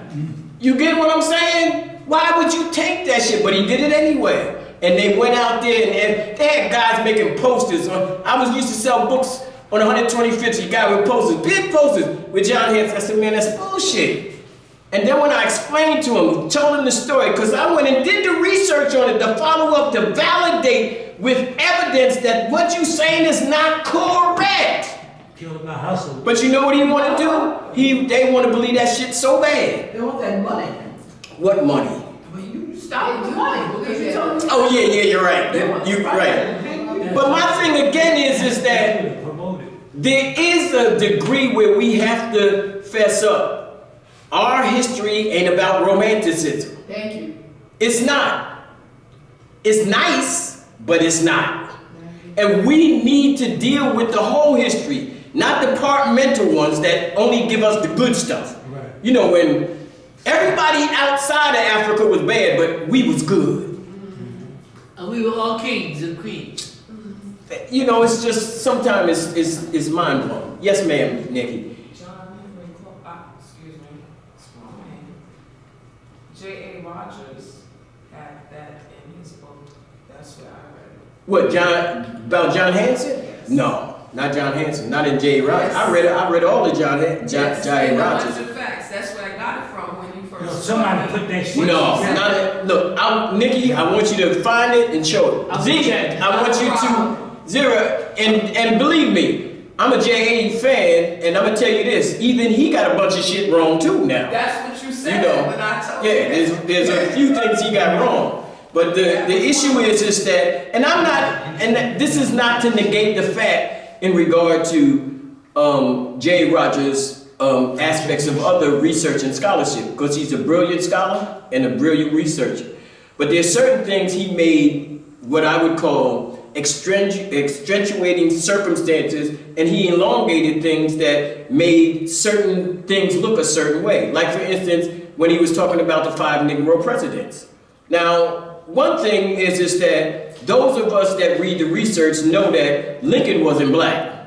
But the reason that he got that title has nothing to do with his blackness. It got to do with his support for black causes in regard to and in the Civil War. His nose is jawbone. Now, wait a minute, hold on 1 second. What I want people to understand is that what they did during that time in all the newspaper, they didn't use the word nigger lover. They just painted him as a nigger. That's what they did. And they looked at him in representation of being the champion of the cause. Versus, and y'all think what, they shot him because, you know, he was a great president? Or he was just only because he was against the war? It was about slavery. The war itself was about slavery. The war was about retaining my economic independence irrespective to the Union. And every union that decided to secede from the nation, the first thing they said is, why we secede? Slavery. We know that. Every one of them.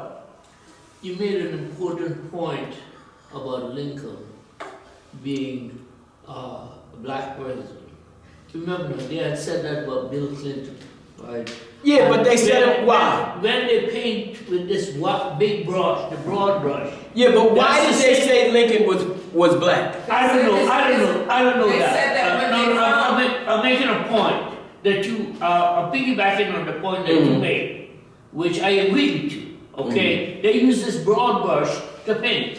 Yeah, but sometimes we get the message wrong. What I'm saying is that the broad brush of Bill Clinton is not about him being a black person. It's about him trying to solicit black people and using black culture to do it. So he got into playing the saxophone and, you know, talking about black music and entertainment and all of this stuff. Who was the guy who called him, who was the person who gave him the title, the first black president? Could have been Jordan. It wasn't. It was Toni Morrison. Okay. Toni Morrison. Y'all know Toni Morrison? And she took it back too. She was a pole. She took it back. Let me say this. It was disgusting. Okay. Let me say this. No. Now, this group of people here and online are the 0.5%, right? Who? Now, if this group here, What? and Okay. those online right here, not even the 1%, 0.5%. Half a The fact percent of what? is that if no, wait, give me a chance. Okay. If this guy, one of these rappers, was sitting in your chair, this place will be overflowing with people. The point I wanted to make is because of what you said about Lincoln, and I thought about Clinton, and it's the same way in which they attacked Barack Obama saying that he was gay because he signed the bill.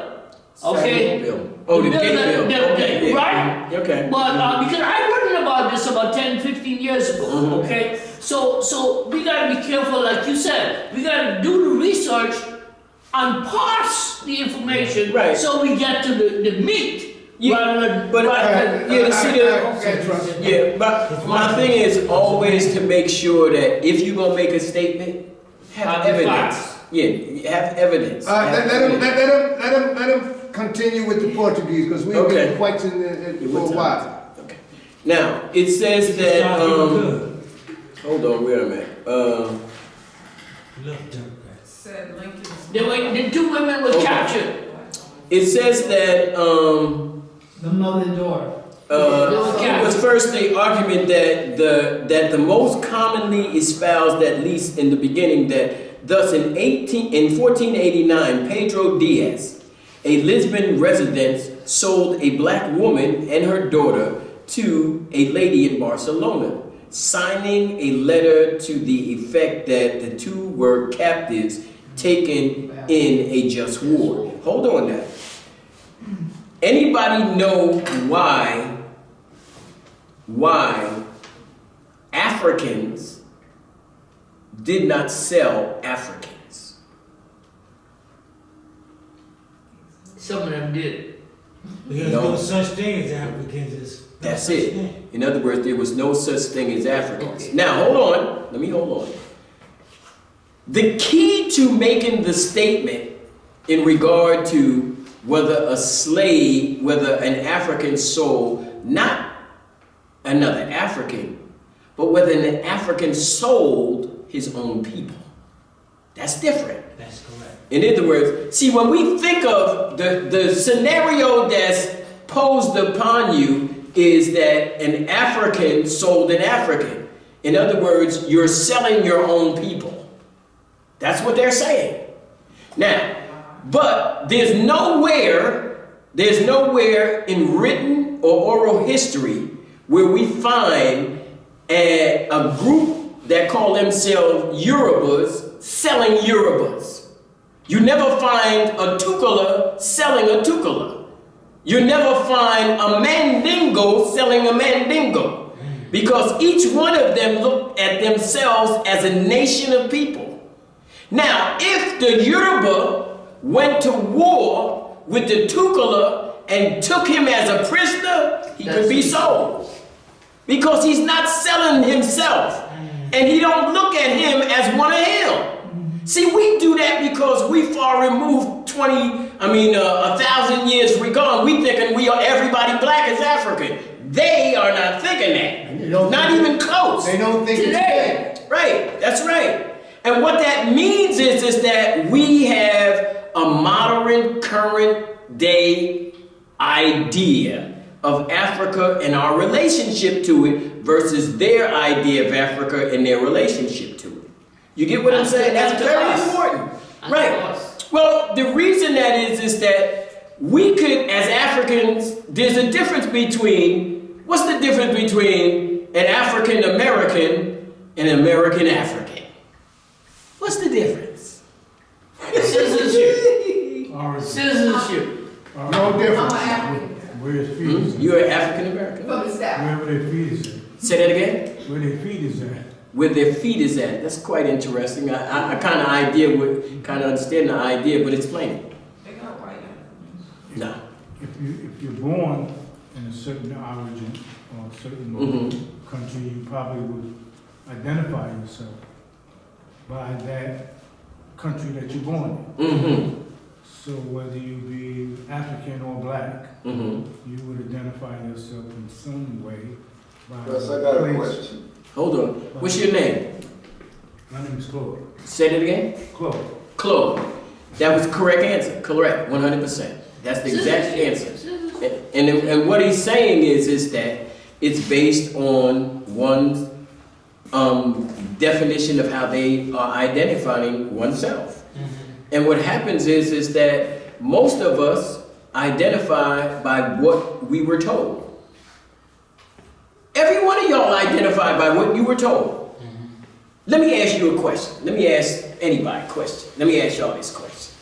I want y'all to tell me. Can I ask my question? Hold on, Bruce. I want y'all to tell me this answer to this question. I want you to tell me who the hell you are.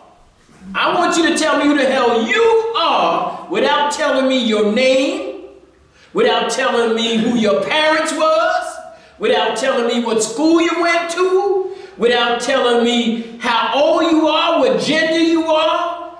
I want you to tell me who you are without all of them external titles. I'm a black man. That's external. I'm a caregiver. I like that. I'm a mother, I'm a grandmother, See? I'm a great grandmother. Think about that. Think about that. Think about that. Think about that. Think about that. I'm a The Christian. issue is that most people can't go outside that box. You know why? Because none of y'all ever really searched internally for who you are. You always search externally. You think that the world is going to tell you about yourself versus you can tell yourself. That means you got more trust in the world about you than you have about yourself. Not altogether correct. And what we need to do is begin to realize that the first person we got to convince is the one in the mirror. That's the one we have to convince that we are capable of reaching our fullest potential. So when we talk about slavery, we were talking about really dehumanizing the individual. The object of slavery was to erase the identity of an individual. Erase their humanity. Think about this. You took his language, you took his culture, you took his land, but most of all, you took his God. You know what that did to that person? He literally was like a piece of white rice. You know what white rice is? Husk. No. White rice is a grain that have been stripped of everything. No, not just color, everything, nutrition, everything. That's why whenever they enrich anything, whenever you see the word enriched on a package, that means it means they stripped everything from it and then they tried to add to it. So most of the time, whenever you see enriched, at the bottom you're going to see all these minerals and vitamins. Well, the issue is, why are you putting vitamins in something that already had vitamins in it if you'd have left it alone? No, that's right. But that's not what they did. Because they think humans, as well as the Western world, gets this idea they know better than nature. So they think that they can create something that's going to be better for you than nature. Think about that. That's not like white man. Well, it's not just that. We all have tendencies of being able to look at things that we can provide. Come on now. Some things are good and some things are not so good. I think it's a God complex. But it's not just a God, it's an issue of intellect. Look, let me ask you a question. Is a plane a good thing? A plane? Airplane? Yes. I don't know about Right. today. Yeah, but the issue here is that we can look at it as a hindrance or we can look at it as an asset. The problem is that everything is not detriment to the world. The issue is that it's how we use what we have. And most of us, a great deal of time, because we don't understand it, we use it incorrectly. And to me, the thing we use most incorrectly are words. And sex. Sex is... That's a whole nother lecture. And the reason I'm saying this is because a lot of times what we do is we live our lives off perceptions. In other words, we don't live in reality because most of us don't know what that is. But our perception, that what we believe, and remember, 99% of perception is based on false information. False information. As I said last time I was here, do not get information mixed up for truth. Information is one thing, truth is something else. Ashe. And most of us are literally bombarded with cheap, inexpensive, very inaccurate information. Truth is a very complex, researched, evidence-oriented process. That's what truth is.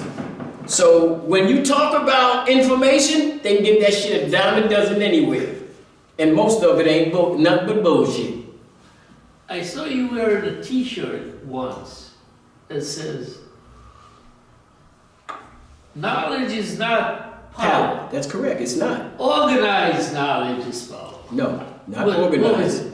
Applied knowledge is power. Applied, yeah. Right.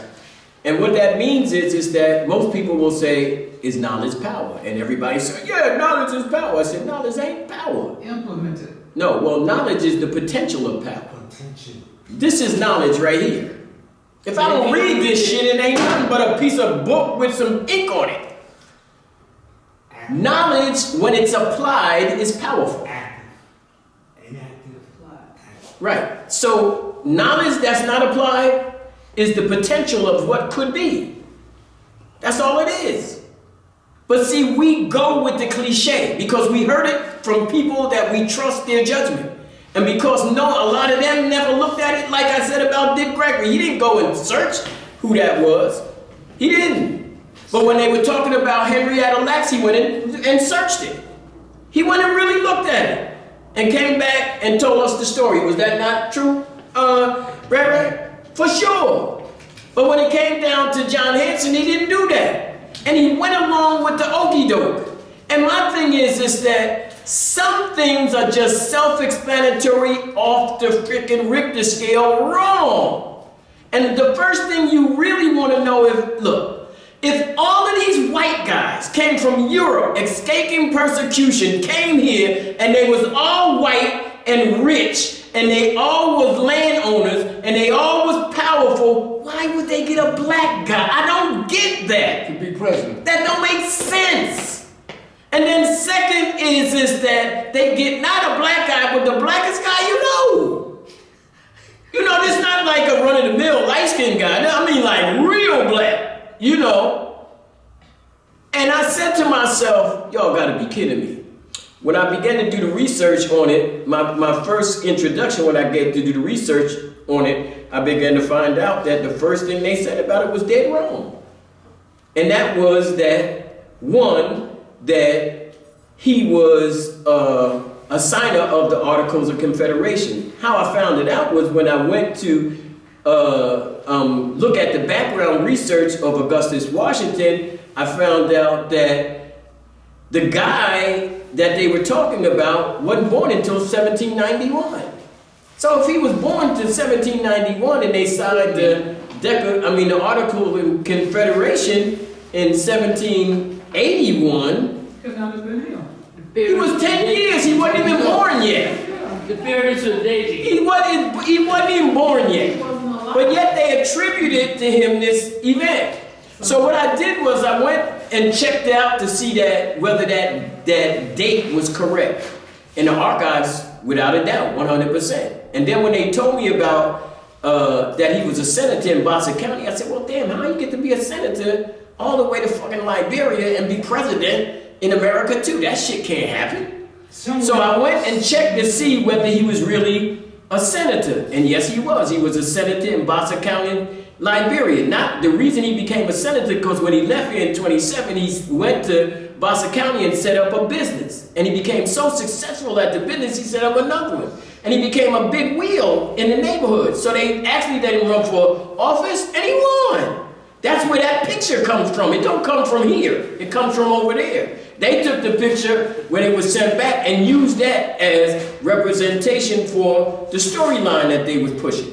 But it just showed me, and the other added feature was, I wanted to find out whether he really lived in Liberia. So when I put up Boston County, Liberia, what was deep was, what came up was a Boston County organization in Newark, New Jersey. And I was like, what? Get the hell out of here. So I started, communicating with them about it, about the subject. And the guy was saying, of course I know John Hanson. He was the senator in our county at such and such a time, so and so. Showed me the picture and all of that. And when he did that, I was done. I was like, shit, that shit can't be right.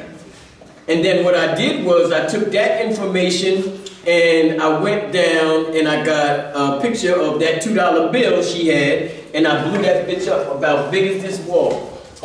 And I started looking at the individuals on the picture, and because of all of the rumors that was being said. And then when I went to the internet, they told me that the original picture of that picture on the back of that $2 bill is down at the Rotunda in Washington, D.C. I went down there and looked at it.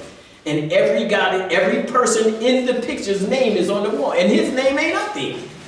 Was it green or black? It was a painting, as you do know, and painting had many colors. But one thing wasn't up there, wasn't no black. Everybody on that picture was white, everybody. And my thing is that sometimes we just have to be rational. Just think logic and rational. And you should be able to come up with a rational, logical response. And trust your judgment. That's all. The problem is that we easy to go. A rumor will last way longer than the truth. Lies go a long way, bro. As a matter of fact, it's hard to get people to go with the truth. It's hard. You trying to get them, they just like, no. The truth hurts. Yeah, sometimes it does, but sometimes it gives you a nice jolt. You know, it builds you up, makes you poke your chest out. You know, all of that. But what I'm trying to do is, through our study groups, is give us the ability to look beyond the page, look beyond the written word. Think about things that you read. I mean, actually read a paragraph and think about it. Not read the whole page, just read a paragraph and think about what you just read. And think about what the author was saying. Think about what he was trying to get you to see. And think about what you actually seen. And this is the process of being able to observate and investigate. Observate, investigate. Observate, investigate. These are the two most important characteristics of science about research and study. And we, a lot of times, we easy to go along with whatever Joe Blow said. If the saying is, it's easy to convince a person of a lie than to convince a person he was lying to. That's right. It's way deeper. But hold on, I want to read something else before we get, because we're getting close. I want to read something else here. This is involving the concept that created the image and the targeting of Africans as being the specific group that we should use for slavery. Because they used other individuals, but this group became specific for a reason. So let me go on and you'll see. The shallowness of the just war explanation as applied to African slaves apparently troubled some persons. Thus, other Portuguese thinkers seized upon Aristotle's natural slave argument and trotted it out, decked in religious garb.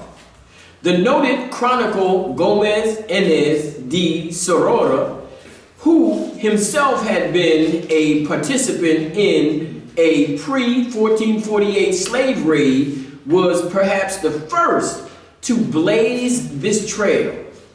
He wrote that after the flood mentioned in the Old Testament, listen to this, Noah had blessed two of his sons but cursed the third Ham, and condemned the latter's offspring, Canaan, to be a servant of servants unto his brethren, unquote, referring to the 10 Muslim blacks brought to Portugal in 1442 by Antonio Goncalves. Enes de Zorora states that they were slaves. In accordance with the ancient customs, which I believe to have been because of the curse which after the deluge Noah laid on his son Cain, or Canaan, cursing him in this way, that this race would be subject to all of the other races of the world. In other words, giving justification why Ham was cursed and were turned black. It says, notice that in this context, Canaan's descendants had suddenly become a race. It said, for a person seeking proof to sanction an action, this type of evidence was conclusive. In other words, the people took to it like a duck to water because their possession was, he black, he did wrong, he was cursed by God. It's only right he's a slave. They just endorsed it. And when you see the right individual that endorses something that you trust their judgment, you go along with it. That's why the church is so powerful. Well, that's why your parents are so powerful. Because if your parents tell you something, what you gonna say, Mom, no? No, you go along with it until you find otherwise. Let me give you an example. My mother, when I was young, my mother told me, she said, look, if you ever get a burn, take some butter and put it on the burn, cool it off. Listen, now, so, you know, I heard that long time. So one day I was in school, in shop metal class, burning some metal, spark came back, burned me on the hand. So when I went to my next class, which was cafeteria, I went straight to where they had them little white pats of butter, take the butter, and I'm sitting down, I'm in the front of class, sitting down, putting the butter on my burn. So the teacher is in front of me, I'm sitting here, the teacher's standing right there. He said, Graham? I said, yeah. He said, what you doing? I said, I'm putting butter on this burn. My mother told me that if I put butter, it soothes the pain in my burn. And he said to me, he said, Graham, what class do I teach? And I said, chemistry. He said, chemistry say that burns and butter don't go together. He said, one is hot, the other one is grease. No, it's grease. When you take grease and put it in the burn, what happens? They get hotter. Right. You irritate the tissue automatically. Like you said, it literally aggravates the situation. So he said to me, he said, now, if you would have took the butter out of the refrigerator, cold, still wrapped up, and then put it on your burn, you're good to go. Because all you're doing is taking a hot compress and putting it on a burn. That would relieve the pain. And you ain't going to deteriorate the tissue skin. But what we thought meant put the actual grease on the burn, which was not what you really wanted to do. So let me tell you what I did. After it was all over, when I got home that day, I had a Band-Aid on so my mother said, what's the Band-Aid? So I said, oh, I got shop in the class. I said, hey, Mom, you know that thing you told me about the butter? She said, yeah. I said, the chemistry teacher said that ain't good because of so-and-so and so-and-so. Who is the butter? Well, listen to this. So my mother said this. My mother said, well, that's what was told to me. And she said, you know what that means, right? I said, what? She said, we don't do that no more because he's right. Because he is qualified to tell us the right thing versus the person that told us the wrong thing wasn't. So from now on, you do exactly what he said. If you got a burn and you go get a stick of butter and it's all wrapped up and it's still cold, you good. But if you take butter, open it up and then put it on there, you got a problem. It's a You see? temperature thing. Vinegar also.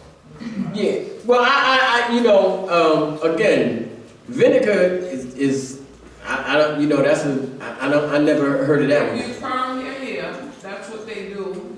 All the Dominicans, they will turn around. Yeah, but are Dominicans doctors? Are Dominicans No. doctors? Yeah. It actually works. Yeah, but my thing is again, the issue here is being able to deal with qualified professionals, people that really understand the material. What is the truth? Because so much of we hear is not person. Yeah, well, that's the idea. There's a process for searching for truth. And that is that you search for evidence, not for hearsay, not for somebody's romanticism, but what we can actually prove. you see, versus we like to believe a lot of things because it sounds nice, you know. There's a lot of people say they don't believe in Santa Claus, but when Christmas comes, Everybody gets no, they involved. That's right. Most people that I know say that they don't believe in Santa Claus. 99% of the people. But did it stop Christmas? That's right. No, it didn't. Tell the Not truth. even a little bit. Economic. they look for gifts. Well, but the issue here is they tell the little kids that it's not, you know, that when they get to a certain age, Santa Claus ain't real no more. But they say it ain't real, but you still give out the gifts. The issue is that, so what is the contradiction here? That we lie, and then when we get old, lying is okay, so we can engage in it. That's what it sounds like to me. But the object is that we have to begin to accept how we tell stories to our children and how we relate information to other individuals. This is very important. You know, there's a way to tell a story. There's a way to share information. And believe me, it ain't something that's haphazard. You know, you have to learn how to share information. I'm talking about accurate, important information versus just telling a story that Joe Blow told you and thinking that it's legitimate. You see what I'm saying? And that's what we do. We do it. John Hanson's story. That's what I'm saying, the exact same thing. Because the story would sound so good. A black man, president of the United States, you know. I mean, look. And then when you go look at like the stories of, like I was telling you about the 5 Negro presidents. If you go look at the stories, and the same thing about J. Edgar Hoover, he was supposed to have black blood. I got information on that. But see, yeah, but let me just say this. I don't give a fuck if it is. My thing is this. If you black and you don't want to tell nobody, I don't want you either. I know that. You get what I'm saying? Right, so my thing is, no, Tiger's a little different, believe me. He might say something on the outside, but he know when the shit hit the fan, he know where he got to go. You know, for sure. I'm telling you. All Negroes know when the shit hit the fan, they be looking for home. All of them. No matter how bad it is. We know that, but they still go around a certain way, but they know it, the heart. Yeah, but I'm saying that, look, it could be Michael Jackson, what's his name? Jordan. O.J. Simpson. Look, all them Negroes know one thing. Eventually, when the shit hit the fan, they coming home. They coming home. They looking for protection. Because they know when them white boys beat their ass down, it's a hell of a beat down. They know. You know what I'm saying? Rather be on warm house. That's funny. Okay, now this is the part that where I want y'all to think about something involving. I'm gonna give you another 10 minutes. But what I want you to do is think about what I just read to you, because everything I read to you prior to that was Christian. It was 99% Christian. Now I'm gonna flip the script and we're gonna go to Islam and Muslim. And mind you, the time period in which we're talking about is not just Muslim, it's Moors. So we're talking about a period in Spain and Portugal in the early part of the 7th and 8th century that literally set in place a lot of the things that would have come around in the 15th and the 16th century in this particular geographical area. So the reason I'm saying this is because I, again, want to bring down the demystification of how we think about certain personalities and characters in history. Again, this section is called The Spanish Background, the Black Slave in a listen to this, a black slave in a multiracial system of bondage. Let me say that again. The black slave in a multiracial system of bondage. In other words, this is now showing you that the black guy is now being introduced to a slave system that has already been everybody involved. You see? But listen to how it goes. Spain's history between the 8th and 13th century is in many respects analogous to that of Portugal. The Moors held sway over much of what is presently Spain, but there is also ample evidence of the presence of sub-Saharan Africans. Virtually all the blacks reaching Al-Andalus, as Muslim Spain was called, were bondmen brought across Tunisia, but as Umayyad rulers generally incorporated foreign mercenaries and slave elements into their armies. The prospects for emancipation by this route were not unfavorable. In other words, they're saying that the Moors not only enslaved the jokers, but they put them in their armies because they needed cannon fodder, push come to shove. Why did they need cannon fodder? Because at that time, they were already in a hell of a battle with Christians. This is after the Crusades and all of that, and there's still these skirmishes that's going on. It says that as Muslims were it says were bombed brought across Tunisia. But as the Umayyad rulers, you know, they had the Umayyads, the Fatimites, and the Abbasids. Umayyads are based on particular personality. Fatimites.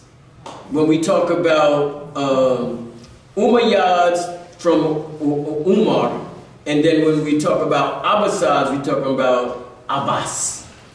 We're just talking about individuals who are followers of these personalities in retrospect. It says that the rulers generally incorporated foreign mercenaries and slave elements into their armies. The prospects of emancipation by this route were not favorable. One Umayyad, Emir el-Hakam I, 796 to 822, feared palace plots against his life and virtually surrounded himself with Mamelukes and Negroes. Now this is a Moorish leader in Spain. He's saying that he wouldn't surround himself with the normal palace guards. He went out and got Mamelukes, you know, from Egypt, and black guys. You said Mamelukes? Mamelukes, right? And what was his purpose? Now, but the issue here is, that this is a black guy. Right. In other words, what I'm trying to get you to see is he's seeing himself one way and he's seeing that slave another. Because the slave look just like him, but I'm pretty sure he ain't treating them like him. So it's the economics. That's what I said in the beginning. That's why I say in the beginning, they didn't say whether you was white, black, or anything. Any old slave will do, as long as I'm going to get the work done. You get what I'm saying? But let me go on. It says that in general, the position of the black as slave, soldier, seems to have both waxed and waned. Arabic documents of the 10th century are laconic in that they speak of the sub-Saharan peoples in Al-Andalus, either as Abid, A-B-I-D, that's an Arabic word, Abid, which means slaves. It says, or as blacks from Bilal al-Sudan. Bilal al-Sudan, Sudan, right, the country of the Sudan. It says, suggesting that they were respected, but viewed essentially as strangers. Certainly under Abdel el-Rahman III, because you had 3 Abdel el-Rahmans, the first, the second, and the third, all Muslims, all Moors. But listen to this. It says that certainly under Abdul el-Rahman III, 912 to 961, the status of some, if not all blacks, suffered while he was king. It says that sometime before having himself declared caliphate in 929, This crafty suzerain demanded a tribute from a minor princeling at Ceuta, thousands of Berber and black slaves for military service. Unlike El-Hakim I, however, Abdul el-Rahman III denied them rank and promotion and limited their placement to labor battalions in service. In other words, this black Moor treated Africans the same way black people were treated in World War II. They reduced them to cleaning latrines and digging holes for bodies and shit. That's what we did, you know. And what he's saying here is, this is what we do the sub-Saharan Africans to. Now these are black individuals treating them like that. And this is why I'm trying to get us to see that it wasn't about color to them. It was socioeconomic class.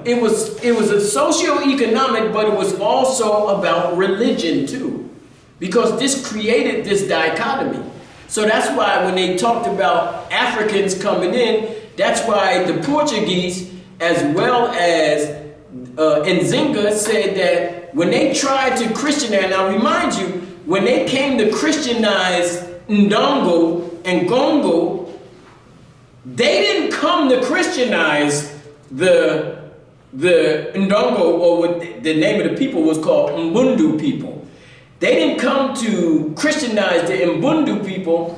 It was King Alfonso and his father that went to Portugal that asked them to come to Christianize them.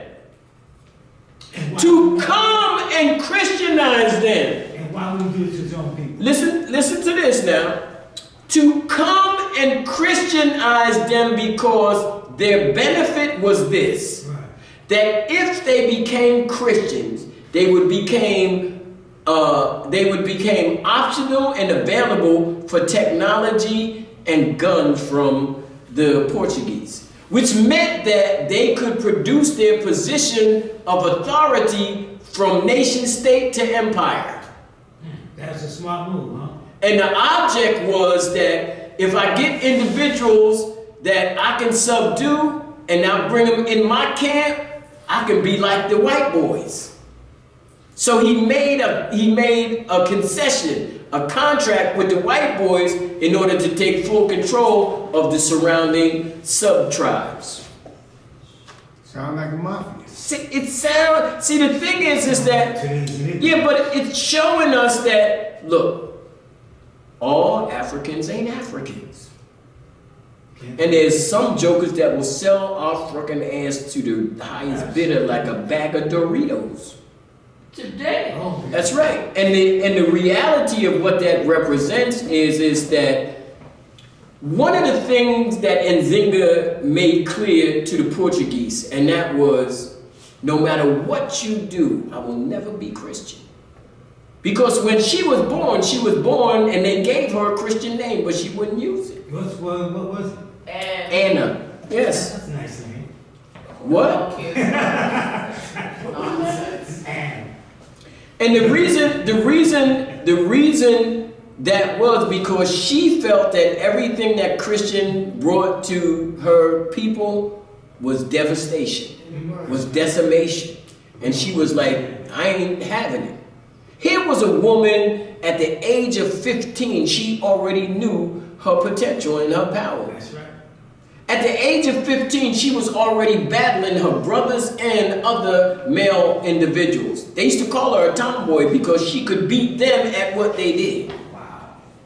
Even though they were next in line to be heir to the throne, they wouldn't give it. And the issue about Nzinga is that whether y'all know it about this name, Nzinga is not her name. It's a title. That's the title.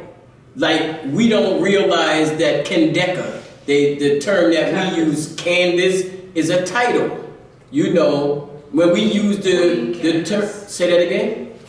She was a queen too, Queen Candace. Yeah, but Candace is not her name. The name is Kendeka. Right. White people, they always F That's up. up the name. Right. So, in this case, this name here, Angola, is not the name. The reason they put A-N is because they couldn't pronounce the N. It's really just Angola. That's the name of the place, Angola. Why? Because Angola was the name of the king. And like Ghana was the name of a king, that's how Ghana got its name. The Angola was the name of the southern region. The northern region was called Congo. Not Democratic Republic of Congo and not Congo Brazzaville. Those are two nation states that exist today in Africa. Right. The difference is those geographical areas where those two countries are different than the ancient Congo. Just like if I said to you Ghana, ancient Ghana versus modern day Ghana. Modern day Ghana, the major tribe is Ashanti. But they're not even a tribe, they're a confederation of tribes that actually consolidated early in the 1600s. But the significance of the Ashanti is that in that group, the largest speaking, you speak Ashanti, you speak Ewa, you speak Ga, or you speak Tree. Where that, in ancient Ghana, it was 600 miles northwest, next to Mali and Mauritania. And in that area, there was no Ashanti. All those people were Soninke, and they only spoke Soninke. So if you speak about ancient Ghana versus about modern day Ghana, don't you know Ghanaians don't know that? Ghanaians think that ancient Ghana is Ghana. Not even a little bit. It's like saying that ancient Egypt is modern day Egypt. Come on! Or same here. That's right, same here. America versus... Anybody know the difference between America and the United States of America? Ha! One's a corporation. Right. No, we're not talking about that political shit. We're talking about geography here. Just basic geography. One is political and one is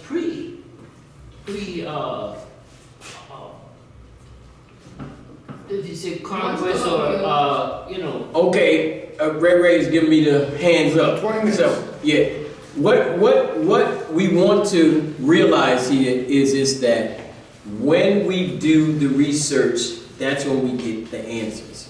Now, mind you, let me just say this and be clear about it. Of course, you do research does not mean your answers are absolute. No. Let me say that again. In history, in the study of the science of history, there are no absolute answers. They're always left open because there's going to always be new information brought into play to change the very nature of the storyline. All historians, all researchers know this because this is just the way the material unfolds. The problem is most of us don't understand that. So when we think something is something, we think that's the way it is and that's the way it always was and that's the way it will always be. No, that's not the way it is. Research is a gathering of information that you know have to process, you know. That's You correct. put it into the machine and sift it out and get to the core. Well, yeah, but the processing, that machine is you. Yes. Right, and the issue is that you have to discern from the material based on its source and the credibility of the information itself. And your ability to assess it. Well, that's a process. That takes a particular development of a skill to understand the difference and how to literally evaluate information. And a lot of us, we don't really take time to do it. Really, evaluating information is a real easy process, but it's time consuming. It's very time consuming. The problem is that we don't want to spend the time that's involved in order to come to the accurate conclusion. We think the answers are instant. You know, we give the question, this is the answer. Well, that's not how it works. But you mentioned it's always open, you may be some flaw in the material, but there is such a thing as coming close to Well, that's what all accuracy. Yeah, but that's what all history does now. It comes close, right? Because just because a person said it don't make it true. You know, and a lot of history at a certain time, shit, you wasn't there, how you know what happened? Just because Joe Blow said it happened? Because see, remember, even when he has evidence, he's interpreting it, not you. But it's going back to what you said about the butter, the chemist with the butter, and Right. That's not subjective. Well, yeah, That's yeah, objective. yeah, but in this case, it's like I was telling you, yeah, but it's like I was telling you about Do it again. the supernatural God and the natural God. One is abstract, the other one is physical. Even abstract, physical, No. still have its truths. Yeah, but the issue is, it's easier to convince a guy with something physical to convince a guy with something abstract. But the higher of truth, a lot of the higher of truth is abstract thinking. Yeah, but the issue is that at that time, who knew about abstract thinking? You know abstract thinking. That's right. Hardly nobody knew nothing about no abstract thinking. So to even assume that there was some guy who was called God behind some cloud somewhere manipulating the situation, you know, remember when all of your life you was believing that the wind was actually giving me, you know, nice breeze, or the rain was a God that was giving me water, you know, to drink, or the sun was making my crops grow, and you know, and how are you gonna convince me that the sun ain't bringing my crops up? You hear what I'm saying? To get you to believe that some guy up there with a beard has got control over your life, good and bad. Now that's a story. Now that's a hell of a story there. That I got you to believe in some shit like, it's over here, it's over here, it's over here. You get what I'm saying? I got you to believe it. Right. So that's why Nzinga became such a brilliant strategician, because she was so well and clear. She was so well adapted and clear on who she was dealing with. They wasn't clear about her. They thought she was some backwood woman who had no idea of what it meant to be a leader. Bruh, they was in a hell of a fight of their life, because not only she was a brilliant military strategician, she was one of the best negotiators in history. As a matter of fact, what made her so powerful was she beat them at her own game, and she beat them with less troops and with less arm fare. Sound like the Haitian. She was so swift that she got them to believe that she was dead for damn near a year or two. And then when she resurfaced, it was like God coming from resurrected. Oh shit, she alive! Oh bullshit. Right. And Nzinga was off the chain. And when she sat down in negotiation, them white boys were so impressed. They couldn't believe that she never went to school. She never had no formal education. And every time she sat down with them and they got into a particular negotiation, every time she won. Every single time. What was the greatest asset to her was that she was the only black woman who wagered a resistance against a white nemesis for 40 years. For 40 years she did it. 40 years she did it. She's the only head of state that wasn't killed. She died. That's powerful, bro. They kidnapped her sisters. They killed her son. They literally took the first 5 kings and her brother and made them out of slave traders. The first 5 kings in Ndongo were men. This is why when we talk about matriarchal and patriarchal societies, we have to look deeper into the structural framework of the society and how it functions before we call it matriarchal or patriarchal. And then second is that she was the first woman to rule in that society. The first one. She was the ceiling breaker in her own community, because their position was no woman should be doing that. And she literally, her father, Kilwanji, he was a bad man. Again, put She them sat at jokers, his feet, right? huh? She was one of the women that was at his feet when he was doing negotiations before. Oh yeah, well before her you're talking about. Yeah, of course. Well she would sit in her father's room of negotiation and listen to him engage with heads of state. That's how bad he was. And when she literally amassed all of those behavior characteristics for leadership, it was like she was a born leader. Whenever she got into the position of authority, it was like clockwork, they followed her. And she made the decisions that always literally benefited the whole. She ran in Dongo and Mataba at the same time. And literally, she did not back down when I owed it. Right, 22. And we can groom women like that today, and then We got give one it right back. here. Okay, I gotta end now because Ray done told me it's time. You got about 8 to 10 more minutes. Okay, but what I want to do is I want to save this time for a few questions and answers, but I want to say this first before it's time to leave. I do have one more book left. They $22, Nzinga of Angola, by Linda Haywood, a black woman, one of the best writers on the subject matter and probably one of the best writers of this particular period. Linda Haywood, fair, $22. Okay, all right.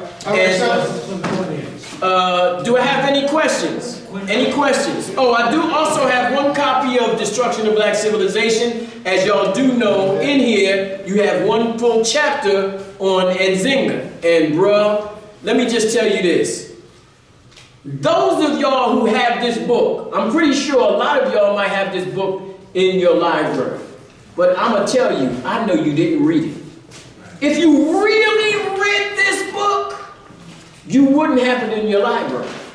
It would be all tore up. It would all, because in this is the blueprint for what it means to win and to have real rulership. What it is to be an African, what it is to have an African state, a government, all of that. Every single bit. I'm going to ask you right in there. Okay, Ms. Wilder, do you want that? Okay, give me that. Now, first question. Trust is going to simplify the answer. First question from the floor. First question from the floor. Oh yeah.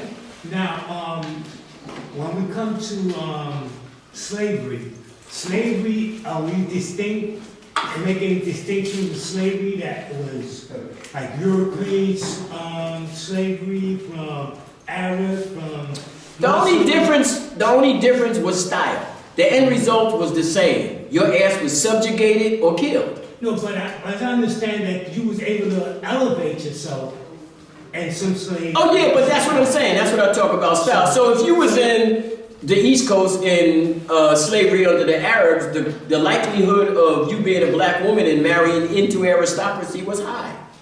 You know, if you was a black man and you married or you was able to acquire a position of aristocracy, it was permanent.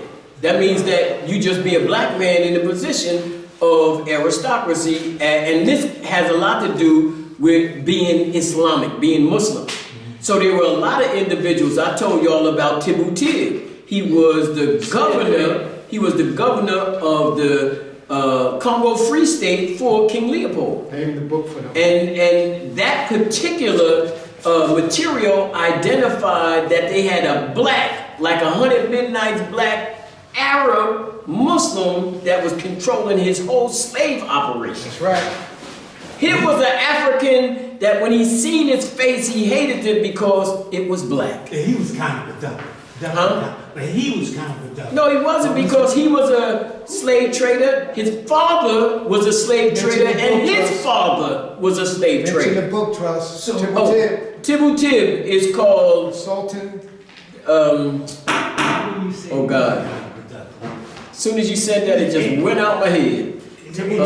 But just look up Tibu Tib. You'll find the material. It's a But brown he was the man. enemy to the people. Say that again? He was the enemy to his people. Of course, without a doubt. That's it. But to the people that he was working for, he made them a lot of money, bro. He was a business. That's right, he made them a lot of money. And Europeans. But anybody else, any questions? Any more questions? From the, Okay, go ahead, my brother. Before chattel slavery, Uh-huh. what was African called? Before chattel slavery, Yeah, before there was any. there's no slavery, such a thing. There's no such thing. There's no such thing. as No, that. right. In other words, At that they time, couldn't. Why? There was no name? Yeah, I'm gonna tell you why. Okay. There was no name because nobody knew a thing called a continent. Okay. Right. How do you see how do you know a continent? How can you know that there is a continent? You'd have to be in those other, No. go to the other. that's a social. Okay. It's a construct. Huh? It's really a construct. No. There's only one way you can see a continent. Right? That's correct. From up in the air. So obviously that means that a lot of people had an idea of what we knew of a continent, but they had no distinctive, specific evidence to support it. And then second is that who would look at themselves based on a continental reference? Nobody. Because everybody looked at themselves based on national groupings. You couldn't get a Yoruba to tell him that he's a Tukula. There's no way. It would never happen. So You see? race is a it's Okay, more modern that's somebody else's phenomenon. question. Oh. It's a new construct, but the issue is we think of it as something really old, but racism, the way we know it, is relatively new. Okay, Zoom audience. They say the worst slavery under the face of the whole entire, the earth, the moon, the stars, is the way it was done in America. Because in other slavery, like you said, the slave master's son might marry one of the servants' daughters. Yeah, but it just depends It's where. just because Yeah. you're black, that I think that had even more to do with it. No, That you no. can say, I'm different, you ain't like us. Yeah, but what I'm saying is that the reason that you make that statement is because you never read Chinese Same for slavery. what we read, it's what we feel and what we do daily. You don't have to- No. Okay, go ahead. Zoom audience, do you have a question? Zoom? They went to sleep. Okay. Any other question? You left them speechless. Let me see this. Look, here's my friend. Okay. Any other Zoom question? Any other question from the floor? Before religion. Just one more. Before religion. What was it before religion? Who Go that? ahead. Question. Identify yourself. No question, just great session, Brother Trust. Yes! You were laying out, helps us to understand greatly. Let me turn off the heat for a second. What you was laying out helps us to understand greatly the thinking today amongst Negroes, how they can do the things that they do, but it also helps us to get a greater understanding of the complexity of that time, this time. Okay. I think one of the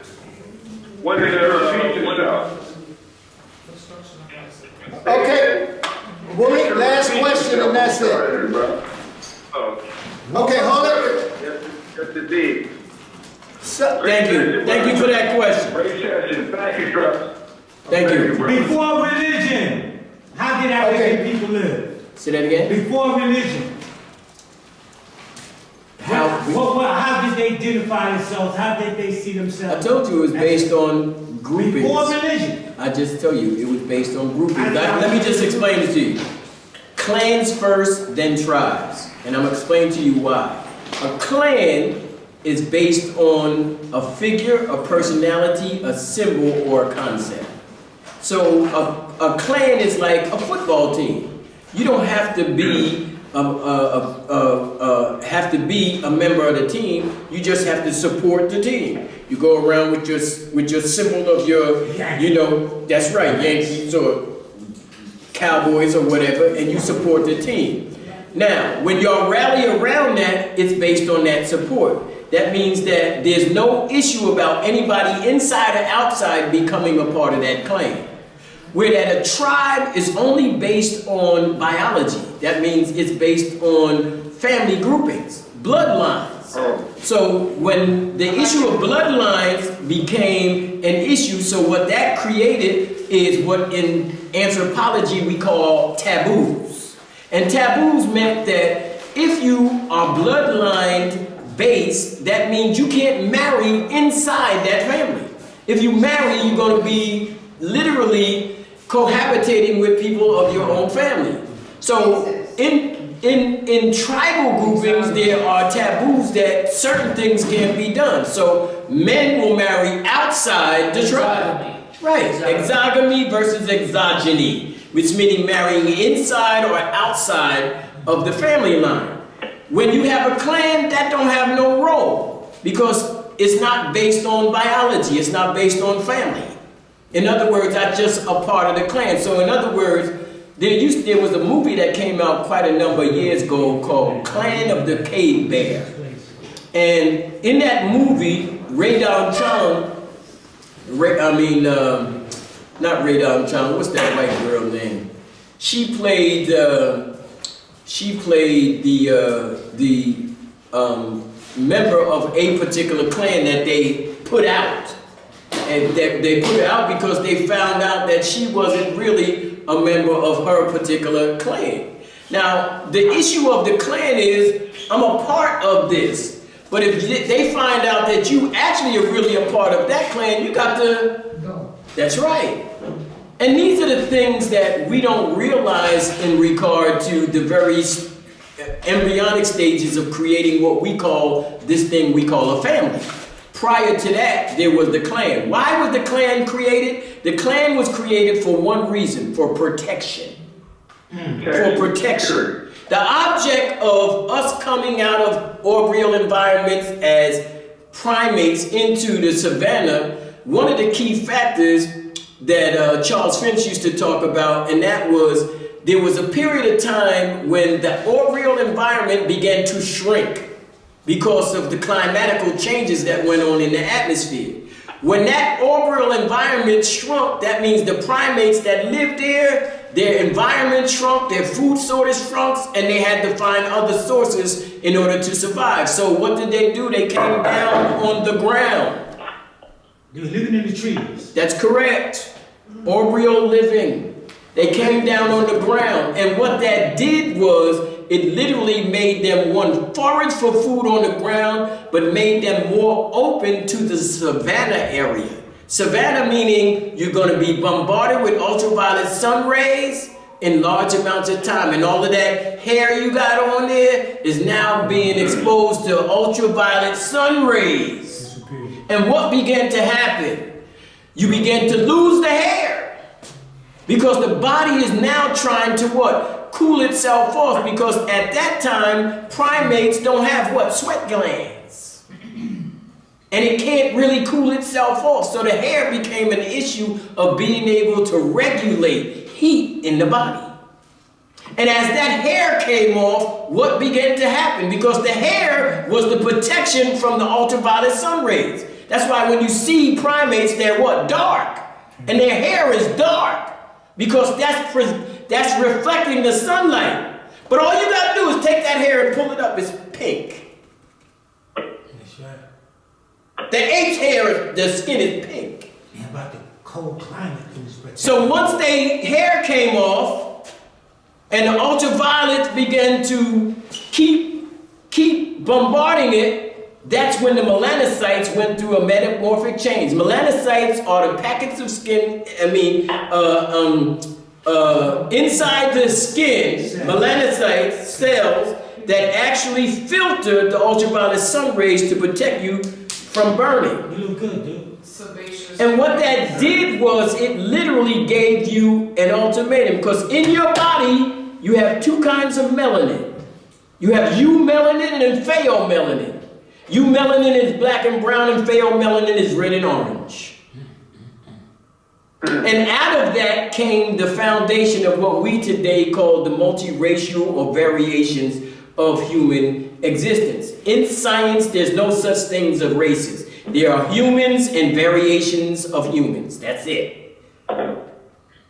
See, but what we do is we have this idea that, oh, he's white and he's Indian, and that's not how it works. You just have Africans and variations of that Africans. Whether they accept that or not, that's their business. The reality is the evidence is there to prove it. All DNA on this planet Earth has its origin in a group of individuals called the Khoisan or the Sand-Khoi people in southern Kalahari or in South Africa. They are the oldest DNA on the face of the planet Earth, second only to the Habzabi, who we call those individuals that identify as the derogatory name, as pygmies. Remember, the Khoisan first, pygmies second. Not pygmies first, Khoisan second. This is not based on fossil finds. You know, anthropologists guessing about bones. This is about molecular biology. As Dr. Lewis will tell you, it ain't adjustable. Molecular biology is what it is. The DNA is what it is. You know, all of those 4 alphabets represent components that represent the building blocks of you as an individual. A, C, T, and G. Adenine, thymine, guanine, cytosine. These are nucleotides, molecules that make up the building blocks of the cell that create what we today call dioribonucleic acid. Not to belabor it. I'm done. Okay, ladies and gentlemen, get ready.